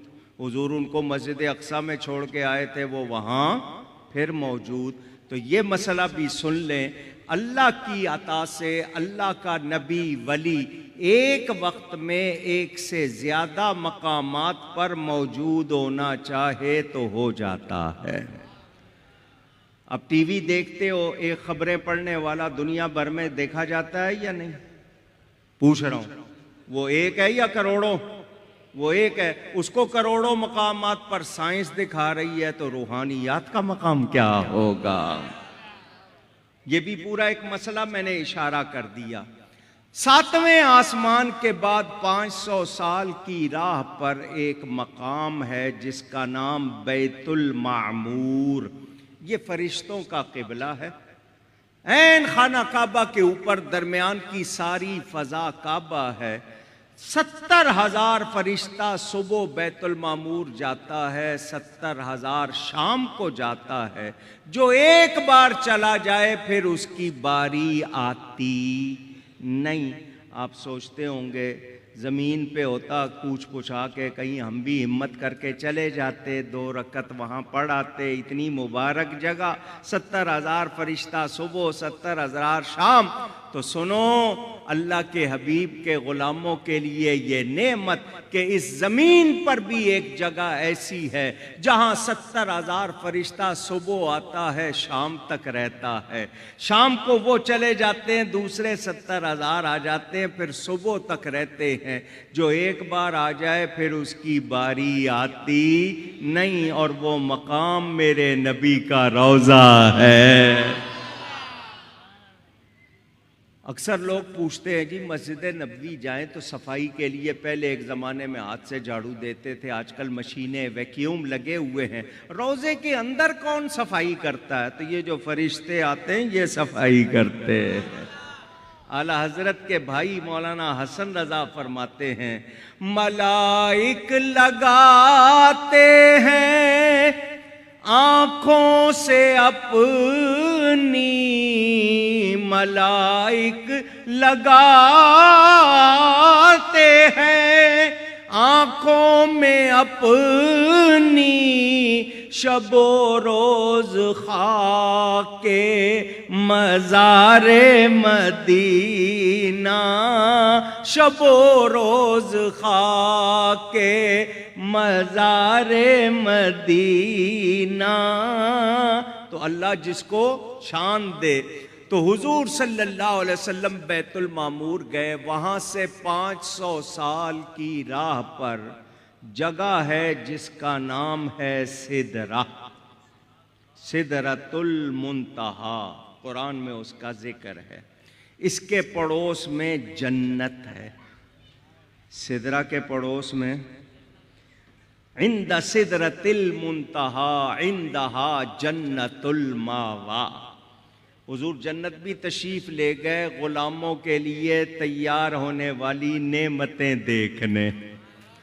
حضرت عمر فاروق سے خاص طور پر بیان کیا میں تیرا محل دیکھ کے آیا ہوں جنت میں. حضور کو پتا تھا نا کچھ لوگ حضرت عمر کے دین میں ایمان میں شک کریں گے، ان کے خلاف باتیں کریں گے. خاص طور پر بتایا میں تیرا محل دیکھ کے آیا ہوں. بتایا حضور نے ایسی ایسی نعمتیں ہیں جنت میں تاکہ لوگوں کو شوق ہو جانے کا. آپ کو دوزخ کا بھی مشاہدہ کرایا گیا، جس طرح ویڈیو کہتے ہیں نا، اس طرح دکھایا گیا کون کون سے گناہ کرنے والوں کو کیا کیا سزائیں مل رہی ہیں، وہ بھی بتائیں تاکہ امت گناہوں سے بچے. حضور نے فرمایا آگے چلو. سدرۃ المنتہا سے فرمایا اونچی. جبریل نے کہا آگے جا سکتا نہیں. ان تجاوزت احترقت بالنور، یہاں سے آگے جاؤں گا تو نور سے جل جاؤں گا. نور سے، جبریل نور سے بنا، فرشتوں کا سردار، رسول فرشتہ، مگر کیا کہہ رہا ہے؟ نور سے، نوری کہہ رہا ہے نور سے جل جاؤں گا. جہاں جبریل کے پر جلتے ہیں میرے آقا کی بشریت سے لگے ہوئے کپڑے بھی نہیں جلتے.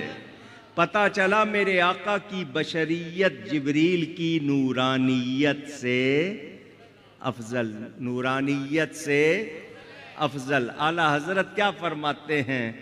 شان خدا نہ ساتھ دے تیرے خیرام کا وہ باز. جبریل امین کی اڑان کیسی ہے؟ سدرہ سے زمین پر پلک جھپکنے سے پہلے آ جاتا ہے، اتنی طاقت اس کی. حضور کہہ رہے ہیں آگے چلو، وہ چلتا نہیں. جس کی اتنی پرواز، اتنی طاقت. شان خدا نہ ساتھ دے تیرے خیرام کا وہ باز.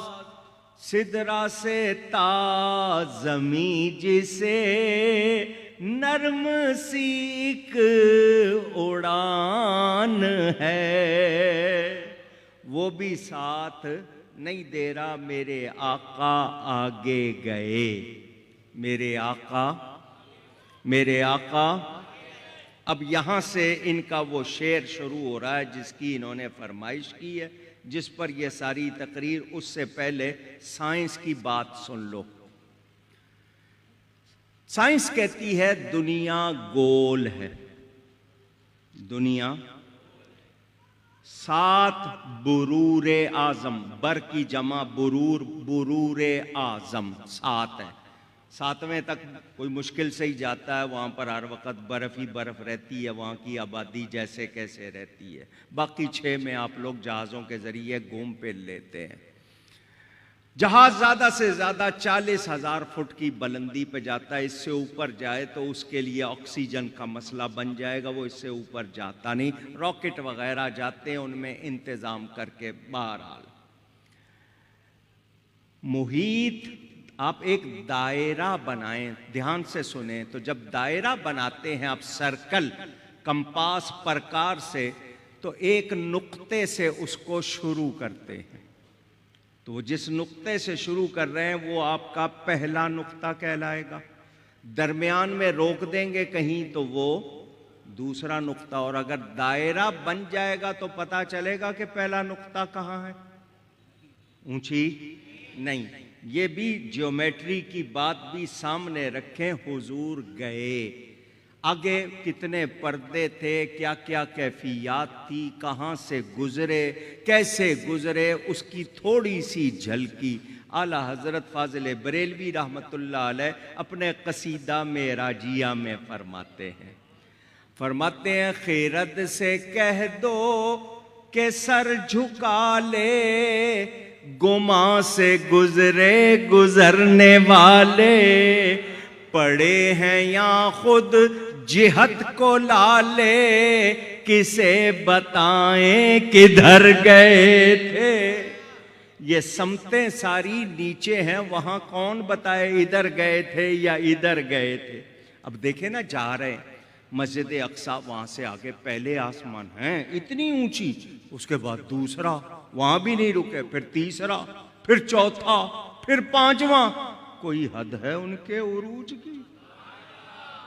آگے جا رہے، ساتواں آسمان آ گیا، وہاں بھی نہیں، آگے بیت المعمور، اس سے آگے گئے سدرہ، وہاں بھی نہیں، وہاں سے آگے عرش کی عقل دنگ ہے، چرخ میں آسمان ہے. عقل حیران، عرش کی بھی، کدھر جا رہے ہیں؟ چرخ میں، چکر میں آسمان ہے، ان کی تو کوئی حد ہی نہیں. کوئی حد ہے ان کے عروج کی؟ حضور جا رہے ہیں، جا رہے ہیں، جا رہے ہیں، آواز آ رہی ہے ادن منی، اے میرے حبیب میرے قریب آ جائیے. موسیٰ علیہ السلام کو کیا کہا تھا؟ لن ترانی، تم دیکھ سکتے نہیں. حبیب کو کہا جا رہا ہے ادن منی، میرے قریب آ جائیے. حضور ایک قدم اٹھاتے ہیں، پھر آواز آتی ہے، پھر قدم اٹھاتے ہیں، پھر آواز آتی ہے. بڑے محمد قریب ہو احمد، قریب آ سرور ممجد. نثار جاؤں یہ کیا ندا تھی، یہ کیا سما تھا، یہ کیا مزے تھے.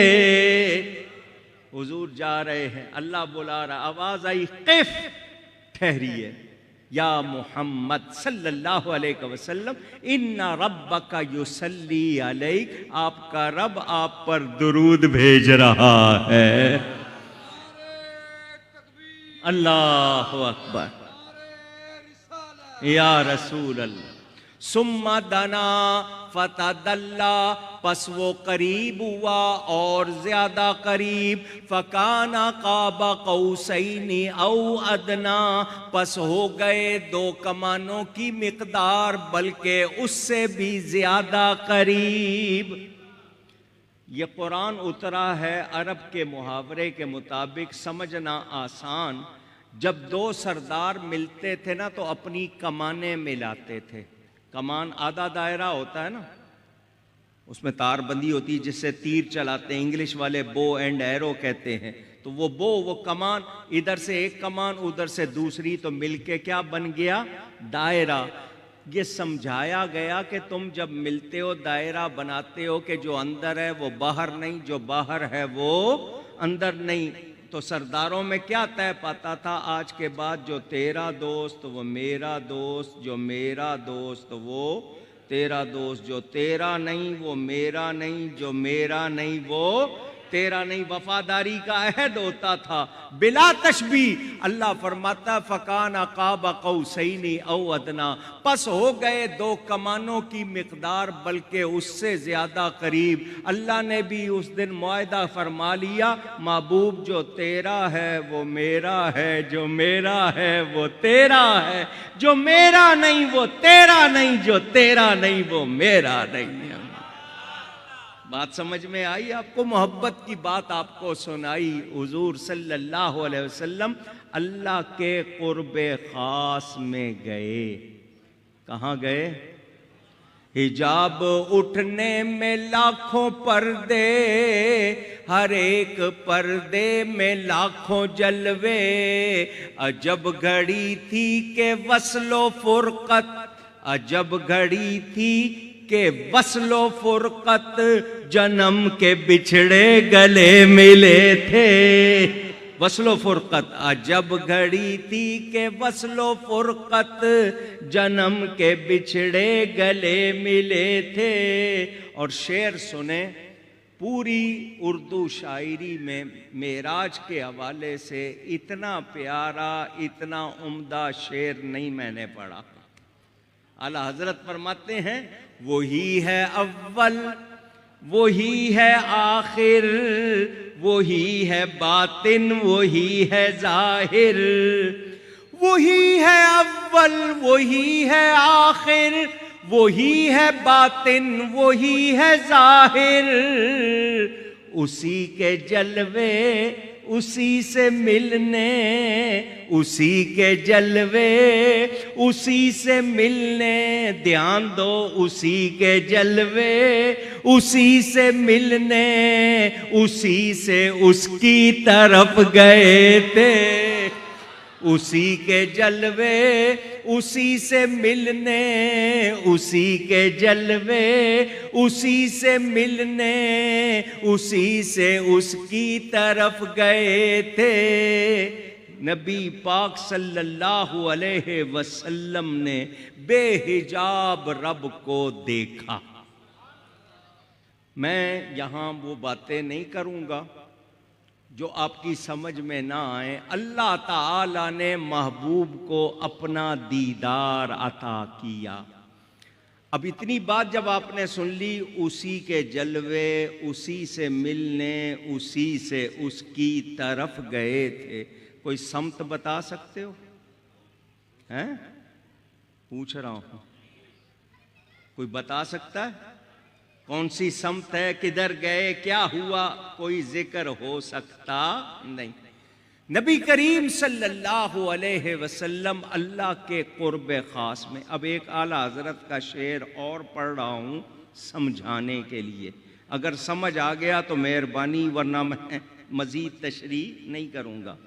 فرماتے ہیں بندہ ملنے کو قریب حضرت قادر گیا، بندہ ملنے کو قریب حضرت قادر گیا، لمعے باطن میں گمنے جلوے ظاہر گیا۔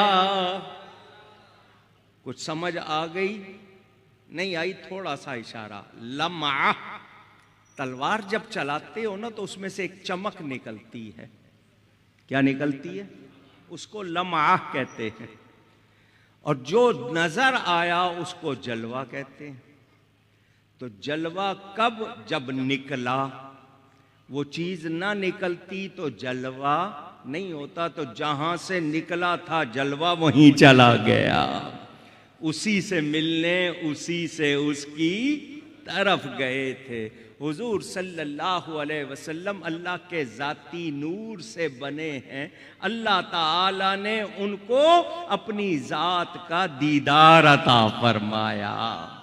نبی کریم صلی اللہ علیہ وسلم، اب اول و آخر اور ظاہر و باطن کی کئی واقعات ہو سکتے ہیں، نبی سے جو کچھ ظاہر ہو رہا ہے وہ رب کا کمال ہے۔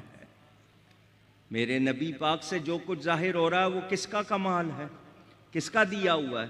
کسی انسان کا تو نہیں دیا ہوا، رب نے بنایا، کمال بھی رب نے دیا، تو وہ اللہ کے مظہر ہیں، اللہ کے محمد مظہر اللہ ہے، اللہ کے مظہر۔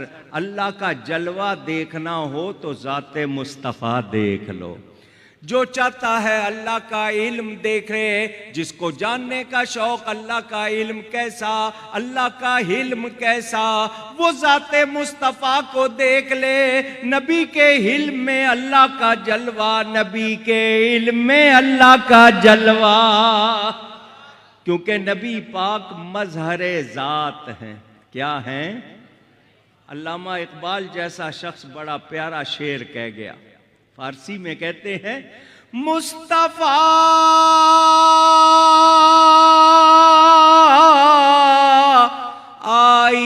آئینہ روئے خداست، اور منعکس دروے ہماں خوے خداست۔ علامہ کہتے ہیں حضور صلی اللہ علیہ وسلم اللہ کی ذات و صفات کا آئینہ ہے، ان میں جلوے ہیں تو رب کے ہیں۔ کسی نے رب کو دیکھنا ہو تو نبی کو دیکھ لے، کیونکہ نبی رب کا جلوہ ہے۔ کیا ہیں؟ تو اسی سے ملنے اسی سے اس کی طرف گئے تھے۔ حضور صلی اللہ علیہ وسلم نے اللہ کا دیدار کیا۔ آخری جملوں پہ آتا ہوں۔ اللہ نے فرمایا محبوب دوست کے پاس آتا ہے، کوئی تحفہ کوئی ہدیہ لے کر آتا ہے، کیا لے کے آئے ہو؟ عرض کی التحیات للہ والصلوات والطیبات۔ یہ نماز میں پڑھتے ہیں نا آپ؟ پوچھ رہا ہوں، یہ وہاں کا مکالمہ ہے۔ یا اللہ تمام عبادتیں، بندگی، عاجزی، تمام نیکیاں تیری بارگاہ میں پیش اور تیری نظر ہیں۔ عاجزی اور بندگی پیش کی۔ اللہ نے انعام میں فرمایا السلام علیکہ ایھا النبی ورحمۃ اللہ وبرکاتہ۔ سلام ہو آپ پر اے نبی، نبی کے معنی غیب کی خبریں دینے والا، اللہ کی رحمتیں اور برکتیں۔ اللہ نے فرمایا سلام ہو آپ پر، سلام ہو اے نبی، سلام ہو۔ حضور جواب میں فرماتے ہیں السلام علینا، یا اللہ تیرا سلام مجھ اکیلے پر نہیں، ہم سب پر۔ اس کریم آقا پر قربان ہو جاؤ، قاب قوسین کی منزلوں میں جا کر بھی ہم غلاموں کو بھلایا۔ اور آج کوئی تھوڑا سا عہدہ مل جائے تو پہچانتا نہیں ہے، وہاں جا کر نہیں بھلایا۔ یا اللہ تیرا سلام مجھ اکیلے پر نہیں، ہم پوری امت کو حضور نے ساتھ ملا لیا۔ کتنی بڑی بات ہے، اللہ کی بارگاہ میں بھی ہمیں یاد رکھا۔ بتائیے پھر ان کا میلاد منائیں یا نہیں منائیں؟ ان پہ درود بھیجیں یا نہیں بھیجیں؟ تو جو منع کرتے ہیں بولو وہ دوست ہیں یا دشمن؟ جس کا عقیدہ درست نہیں نبی کے بارے میں، اس کی نماز ہوتی ہے تو اس کے پیچھے کسی کی کب ہوگی؟ جب اس کی اپنی نہیں ہو رہی اس کے پیچھے کسی کی کب ہوگی؟ ہم اسی کو امام بناتے ہیں جو ہمارے نبی کا غلام ہوتا ہے۔ یاد رکھنا نبی پاک صلی اللہ علیہ وسلم نے اللہ سے کیا کچھ لیا، کیا کچھ دیا، یہ راز کی باتیں، کیونکہ قرآن کہتا ہے فَأَوْحَا إِلَىٰ عَبْدِهِ مَا أَوْحَا، پس اس کے رب نے وحی کی جو کی بتایا۔ کیا کیا انعام ملے، کیا کیا شان ملی۔ اللہ نے فرمایا محبوب سب پر سلام لینا ہے تو پھر امت سے کہو ہم ایک تحفہ دے رہے ہیں کہ 50 نمازیں پڑھا کریں۔ کتنی؟ بہت اچھا جی۔ اگر سب پہ سلام لینا ہے، سب کے لیے برکتیں لینی ہیں تو امت سے کہو کتنی نمازیں پڑھیں؟ 50۔ بہت اچھا جی۔ حضور واپس آئے، موسیٰ علیہ السلام چھٹے آسمان پر کھڑے ہیں، راستہ روک رہے ہیں۔ حضور رکیے، کیا بات ہے؟ اللہ نے آپ کی امت پر کچھ فرض کیا ہے؟ جی کیا؟ 50 نمازیں ہیں۔ 50؟ حضور میری امت پر 2 نمازیں فرض تھی، وہ 2 نہیں پڑھتے تھے، 50 تو بہت زیادہ ہے۔ 50 تو بہت زیادہ ہیں۔ جائیے جا کر کم کروائیے، جائیے جا کر کم کروائیے۔ کتنا پیارا عقیدہ موسیٰ علیہ السلام کا، یہ جا بھی سکتے ہیں کم بھی کروا سکتے ہیں۔ حضور گئے، بخاری میں 10 کی روایت، مسلم میں 5 کی روایت، 5 کم ہوئی جی 45 بھی نہیں پڑھی جائیں گی، پھر جائیے 9 مرتبہ گئے، 45 معاف ہو گئیں۔ اللہ نے نبی کی بات ٹالی، کتنی رہ گئیں؟ موسیٰ علیہ السلام نے کہا یہ بھی نہیں پڑھی جائیں گی، پھر جائیے۔ فرمایا اب مجھے رب سے شرم آتی ہے، جو میرے غلام ہیں وہ پڑھیں گے۔ سارے حکم اللہ نے زمین پر بھیجے، نماز عرش پر بلا کر دی ہے۔ تحفہ خاص ہے، بولو قبول کرنا چاہیے یا نہیں؟ پابندی سے پڑھنی چاہیے یا نہیں؟ تو جو نبی کے غلام ہیں وہ پڑھتے ہیں اور پڑھتے رہیں گے۔ اپنے بچوں کو، عورتوں کو بھی تلقین کیا کرو، ملتا ہے کیا نماز میں سجدے میں جا کے دیکھ۔ یہ سجدہ نہیں کرو تو پھر ہزاروں کے سامنے جھکنا پڑ جاتا ہے۔ اگر حضور 50 لے آتے کیا ہوتا؟ پوچھ رہا ہوں۔ دن رات کے گھنٹے 24 اور نمازیں 50۔ اب وہ 50 رکعتیں بن گئی تو 50 پڑھی جاتی۔ تو اب وہ لوگ جو کہتے ہیں جی وسیلہ نہیں چلتا، وسیلہ کچھ نہیں، اور وفات پائے ہوئے کا وسیلہ بالکل نہیں مانتے، تو ان سے عرض ہے کہ وہ 50 پڑھا کریں، کیونکہ 45 معاف ہوئی ہے وفات پائے ہوئے نبی کے وسیلے سے۔ بولو موسیٰ علیہ السلام نے مدد کی یا نہیں کی؟ اگر وہ نہ کرتے اور 50 آ جاتی تو پھر اب یہاں مسئلہ سن لیں، لا تبدیل لکلمات اللہ، اللہ کی باتیں بدلتی نہیں۔ اللہ نے فرمایا محبوب آپ آئے ہو، آپ کی بات رکھی ہے، 45 معاف کر دی، 5 رہ گئی، امت سے کہنا پڑھیں 5 لکھیں گے 50۔ ہماری بات بھی رہے گی، وہ 50 رکعتیں بن گئیں۔ میرے نبی پاک آئے، زنجیر بھی ہلتی رہی، بستر بھی رہا گرم، ایک دم میں سرے عرش گئے آئے محمد صلی اللہ علیہ وسلم۔ آخری بات آخری ہے، جملہ آخری نہیں ہے۔ زنجیر کی حرکت زیادہ سے زیادہ 1.25 منٹ پہلے دروازوں پہ ہوتی تھی، پرانے کنڈا لگا ہوتا تھا نا، زنجیر اگر چھوڑتے تھے تو ہلتے ہلتے بہت زیادہ ہلے گی تو 1.25 منٹ۔ وضو کا پانی چلے گا تو چند سیکنڈ، اس سے زیادہ اس کی حرکت نہیں۔ بستر کی گرمی بھی اس سے زیادہ دیر نہیں رک سکتی۔ حضور آئے، پانی چل رہا ہے، کنڈی ہل رہی ہے، یہ تھوڑی سی دیر کا واقعہ۔ میں نے اس کے مفصل جواب شب معراج میں مسجد گلزار حبیب کی تقریر میں دیے، جن کو سننا ہو ریکارڈنگ سن لیں۔ آپ کو صرف ایک بات سمجھا دوں، اللہ تعالی ہر شے پر قادر ہے۔ قادر کا مطلب سب کچھ کر سکتا ہے، اس کو کچھ مشکل نہیں۔ تھوڑے سے وقت میں یہ سارا سفر ہو سکتا ہے، کچھ مشکل نہیں، مگر عقل کو سمجھانے کے لیے میں آپ کو ایک دلیل دے دیتا ہوں۔ گھڑی پہنی ہوئی ہے، آپ تو یوں چپ ہو گئے جیسے میں مانگ لوں گا۔ پہنی ہوئی ہے۔ یہ گھڑی پہلے جب آئی تھی چابی ہوتی تھی اس میں، پھر آٹومیٹک آ گئی، اب آتی ہیں کوارٹز گھڑیاں، اس میں بیٹری سیل پڑتا ہے۔ ایسا ہی ہے؟ پوچھ رہا ہوں۔ یہ گھڑی ایک جسم ہے، وہ بیٹری سیل اس گھڑی کی جان ہے۔ بغیر بیٹری سیل کے گھڑی چلے گی؟ کیونکہ جسم بغیر جان کے حرکت کرتا نہیں۔ آپ کی گھڑی سے اس وقت سیل نکالوں تو گھڑی کہاں رک جائے گی؟ جو ٹائم ہے اس وقت رک جائے گی نا۔ میں 1 سال 2 سال کے بعد سیل ڈالوں گا تو کہاں سے چلے گی؟ وہیں سے چلے گی، ٹھیک ہے؟ کیونکہ بغیر جان کے حرکت، جب جان آئے گی تو حرکت پھر شروع ہو جائے گی۔ آپ نے مسئلہ سمجھ لیا۔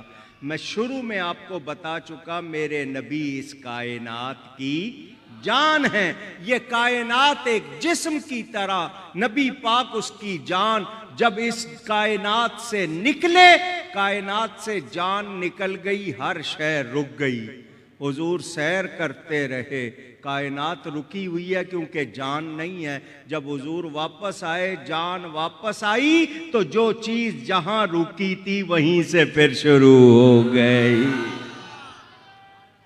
اللہ اکبر۔ حالانکہ سائنس نے بتا دیا، اگر آپ کی رفتار نور کی رفتار ہو جائے، لائٹ ایئر جس کو بجلی کی رفتار کہتے ہیں، اتنی ہو جائے تو آپ کے لیے وقت کوئی چیز نہیں ہوتا۔ بجلی 1,86,284 میل 1 سیکنڈ میں سفر کرتی ہے، آپ کی انسان کی بنائی ہوئی بجلی۔ تو حضور تو گئے براق پر، اس کی جہاں نظر کی انتہا وہاں اس کا پہلا قدم، اور نبوت کی رفتار اس سے بھی زیادہ۔ نیو کراچی والوں، دن کے وقت جب آسمان کی طرف دیکھتے ہو سورج سامنے نظر آتا ہے یا نہیں؟ پوچھ رہا ہوں، کتنی دیر لگتی ہے؟ سیکنڈ بھی۔ آپ نے یوں نظر اٹھائی، سورج سامنے۔ اب سائنس کیا کہتی ہے؟ سائنس بچوں کو پڑھایا جاتا ہے۔ سائنس کہتی ہے جب آپ کسی چیز کو دیکھتے ہیں تو آپ کی آنکھ سے نور نکلتا ہے۔ جس چیز کو آپ دیکھ رہے ہیں نور اس سے ٹکراتا ہے، ٹکرا کر واپس آپ کی آنکھوں میں آتا ہے، تب آپ کو وہ چیز نظر آتی ہے۔ یہ سائنس کہتی ہے۔ میں نے نگاہ اٹھائی، سورج سامنے۔ سائنس کہتی ہے 9 کروڑ 30 لاکھ میل کے فاصلے پہ ہے سورج۔ میں نے نگاہ اٹھائی، میری آنکھ سے نور نکلا، 9 کروڑ 30 لاکھ میل تک گیا سورج سے ٹکرا کر، 9 کروڑ 30 لاکھ میل واپس آیا۔ 8 منٹ پہلے کی تصویر مجھے نظر آئی۔ جب میری آنکھ کے نور کی اتنی رفتار ہے تو جس کو اللہ نے اپنے نور سے بنایا اس کی رفتار کتنی ہوگی؟ بات سمجھ میں آئی؟ وہ آقا ساری سیر کر کے واپس تشریف لائے تو وہی گھڑی تھی، وہی وقت تھا، کوئی دیر لگی نہیں، مگر پتہ چل گیا، نبی کی شان معلوم ہو گئی کہ ان جیسا سب سے اولا و اعلیٰ ہمارا نبی، سب سے بالا و والا صلی اللہ علیہ وسلم۔ کل اگر یہ جلسہ ہوتا تو شاید گورنمنٹ رکاوٹ بن جاتی، لاک ڈاؤن شروع ہونے والا ہے۔ وہ نہیں چاہتے کہ جی آپ کے پھر اجتماع ہوں، پھر آپ شبرات منائیں، رمضان منائیں، ان کو پھر کرونا آج ہی بل پاس ہوا ہے، ہو سکتا ہے کل سندھ حکومت اعلان کر دے۔ بہرحال ہم نے ہر حال میں ان کا ذکر کرنا ہے اور انہی کے ذکر سے بلائیں ٹلنی۔ یہ چاروں بھائی اور یہ جتنے ان کے معاونین بزم محبان اکاڑوی کے نام سے جو سارے نوجوان، اللہ ان سب کو جزائے خیر عطا فرمائے۔ میں حالانکہ آپ نے دیکھا تھا جب آیا تھا بڑا سست، مجھ سے اندازہ نہیں تھا، لیکن ان کے ذکر کی برکت میں نے تقریر کی، اللہ قبول فرمائے۔ گفتگو میں مجھ سے کہیں کوئی غلطی ہوئی ہو اللہ کی بارگاہ میں، نہیں کمیٹی کی فرمائش ایک موضوع دیا تھا، نہیں اس کے لیے الگ جلسہ رکھو۔ پھر کتنی دیر ہو گئی یہ خطاب کرتے ہوئے؟ 1.25 گھنٹے ہو گئے یار، بیمار آدمی کو فرمائش پوری کریں جی، فرمائش۔ میں اس کو اس طرح نہیں سناتا، مختصر یہ کہتے ہیں حضور کا شق القمر کا معجزہ سنا دیں، چاند 2 ٹکڑے کیا تھا حضور نے، بہت مختصر کر کے سنا دیتا ہوں۔ یہ جو ہوتے ہیں نا قریب کے لوگ، یہ فائدہ زیادہ اٹھاتے ہیں، قابو آیا ہوا ہے اس کو کہو جی، میں کوئی کام بتا دوں تو مشکل ہو جائے گی۔ بہرحال بچے ہیں، اللہ خوش رکھے۔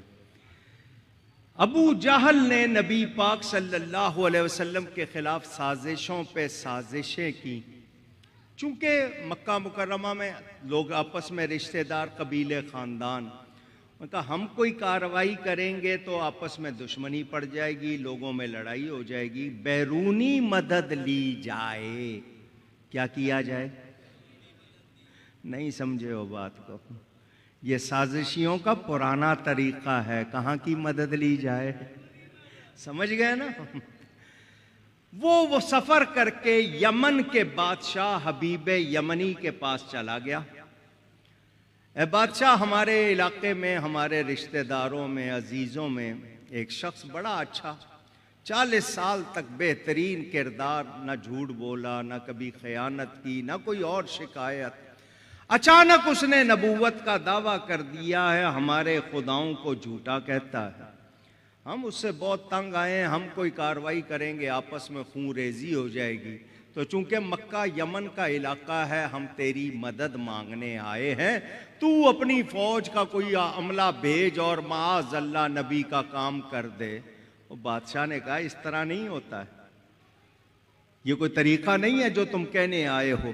اگر تمہیں کوئی شکایت ہے تو اس کے بارے میں تحقیق کروں گا، اگر ان کو کوئی بیماری ہے تو علاج کرائیں گے، کوئی جادو کا معاملہ ہے تو میرے پاس جادوگر ہیں، وہ مقابلہ کر لیں گے، کوئی اور اثر وغیرہ ہے تو اس کا دیکھیں گے، کوئی اور طریقہ، تو میں بغیر دیکھے تحقیق کیے تمہاری مدد کر سکتا نہیں۔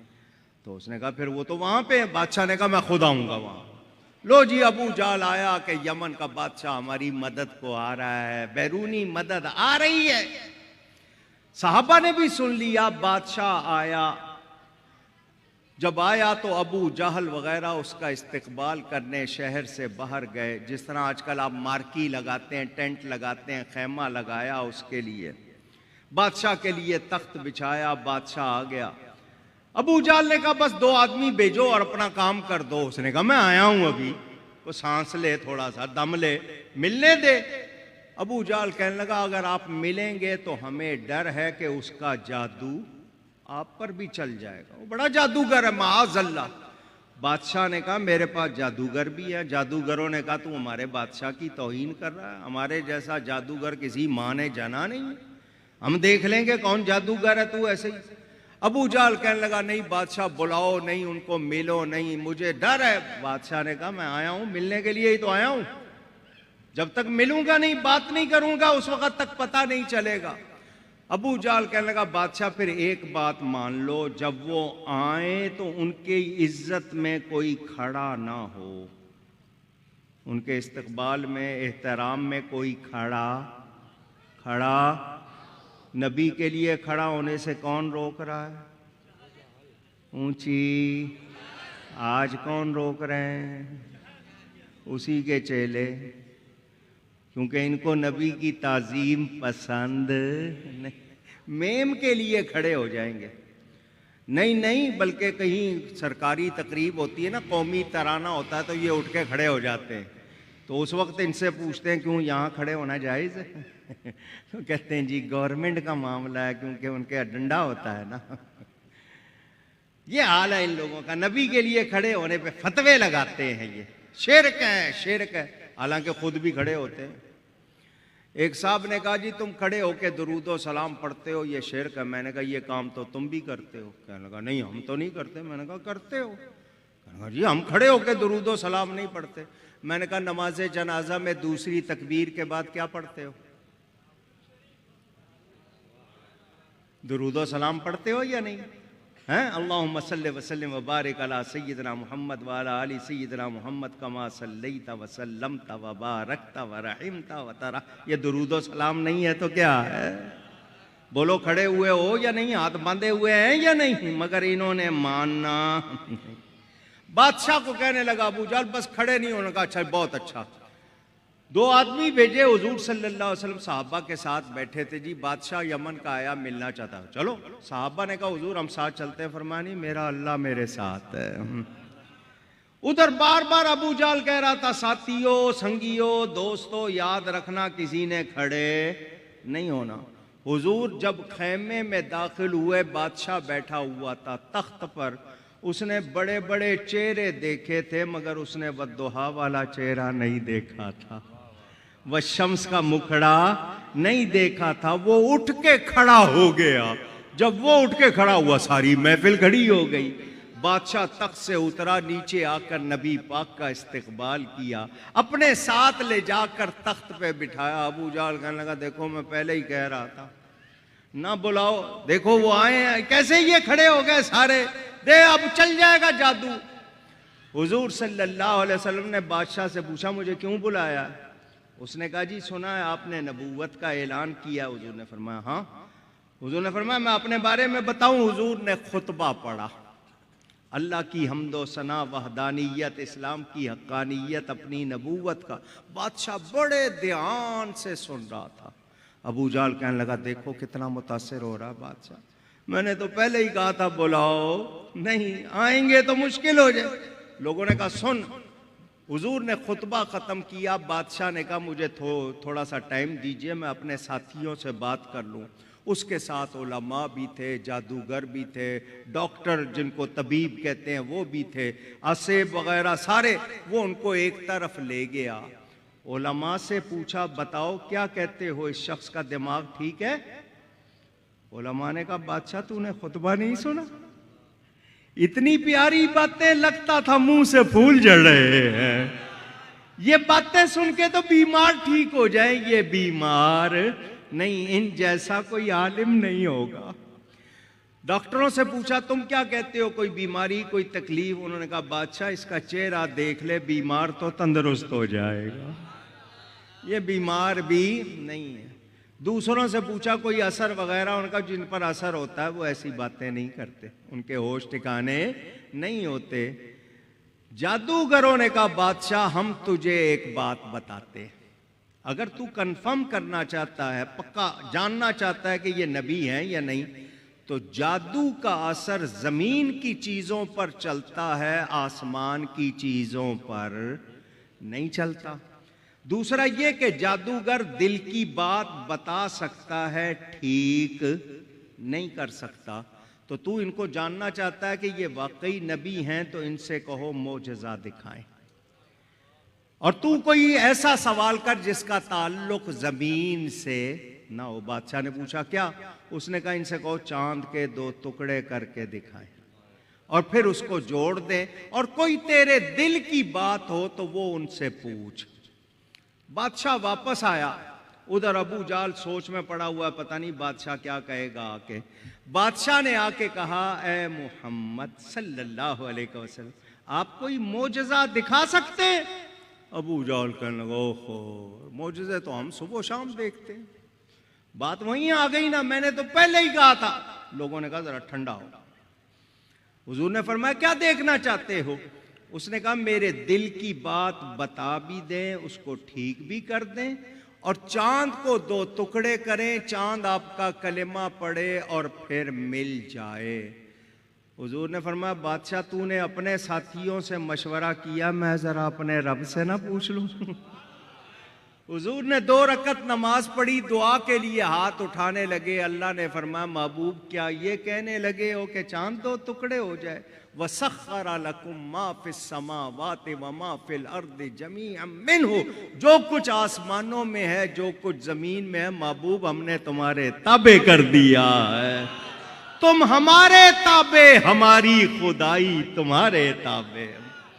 حضور نے فرمایا بادشاہ رات ہو جانے دے، اچھی طرح چاند کو چمک لینے دے، پھر تو دیکھ لینا۔ ادھر شور مچ گیا، لوگ جمع ہو گئے، مسجد بلال بنی ہوئی تھی اب وہ ہٹا دی گئی ہے۔ حضور نے سب کو جمع کیا، آپ نے انگلی کا اشارہ کیا، چاند 2 ٹکڑے ہو گیا۔ کلمہ پڑھا حضور نے، اشارہ کیا، پھر مل گیا۔ اشارے سے چاند چیر دیا، چھپے ہوئے خور کو پھیر لیا، گئے ہوئے دن کو عصر کیا، یہ تاب و تواں تمہارے لیے، زمین و زمان تمہارے لیے، مکین و مکان تمہارے لیے، چنین و چنا، چنین و چنا ایسے ویسے، وہ چنین و چنا تمہارے لیے، بنے 2 جہاں تمہارے۔ حضور نے فرمایا دیکھ لیا تے بادشاہ تیرے دل کی بات یہ ہے، تیری ایک ہی بیٹی ہے، آنکھوں سے اندھی ہے، کانوں سے بہری ہے، زبان سے گونگی ہے، ہاتھوں سے لنجی، پاؤں سے لنگڑی، تجھے بہت شرم آتی ہے، تیری ایک ہی اولاد وہ بھی معذور، تو چاہتا ہے وہ ٹھیک ہو جائے، جا گھر جا کے دیکھ لے وہ ٹھیک ہو گئی ہے۔ بادشاہ نے کہا ابو جال تیرا بہت شکریہ، تو نے نبی سے ملوا دیا، میں نہ آتا تو ان سے ملاقات نہ ہوتی ہے، ایک چیز تو دیکھ لی ہے، میں گھر جا کے بیٹی کو دیکھ لیتا ہوں، وہ صحیح ہو گئی، میں ایمان لے آؤں گا۔ ابو جال کہنے لگا بس وہی بات میں نے تو پہلے ہی کہا تھا۔ بادشاہ جب گھر گیا تو وہ بیٹی جو پیدائشی معذور تھی دروازے پہ کھڑی ہوئی ہے، استقبال کر رہی ہے۔ بادشاہ دیکھ کے کہہ رہا بیٹی تو ٹھیک ہو گئی؟ اس نے کہا بابا وہ نبی جو تمہارے پاس کھڑے ہو کے انگلی کا اشارہ کر کے چاند کو 2 ٹکڑے کر رہا تھا، وہیں سے اشارہ کر کے مجھے بھی ٹھیک کر رہا تھا۔ بابا میرا دل چاہتا ہے بس ان کے قدموں میں چلی جاؤں، انہی کے پاس رہوں۔ شاعر ترجمانی کرتا ہے، وہ لڑکی کہہ رہی تھی ایک ماہ مدن گورا سا بدن، ایک ماہ مدن گورا سا بدن، نیچی نظریں کل کی خبریں، وہ دکھا کے پھبن اور سنا کے سخن، میرا پھونک گئے سب تن من دھن۔ میرے نبی پاک کا یہ معجزہ قرآن کہتا ہے اقتربت الساعۃ وانشق القمر، چاند دو ٹکڑے ہو گیا، قیامت قریب آ گئی۔ یہ میرے نبی کا معجزہ۔ تو انہوں نے فرمائش کی تھی، بس ہو گئے راضی، تسلی ہو گئی، تو یہ بھی سنا دیا۔ جناب قاضی احمد نورانی صاحب، مولانا ناصر صاحب اور دیگر موجود، محفل جاری رہے گی ہیں ماشاءاللہ۔ لو جی، بہترین نعت خوان حافظ طاہر صاحب بھی تشریف لائے ہیں، آپ کی تو موجیں ہو گئیں پھر۔ تو میں اجازت چاہتا ہوں، آپ نعت خوانی سنیے گا۔ محفل کو لنگر بھی بنایا ماشاءاللہ، دیکھیں جی، جسمانی غذا کا بھی انتظام کیا ہے۔ تو آپ سب کا بہت شکریہ، تشریف رکھیں، ان کو سنیں، مجھے اجازت دیں۔ والسلام علیکم ورحمۃ اللہ۔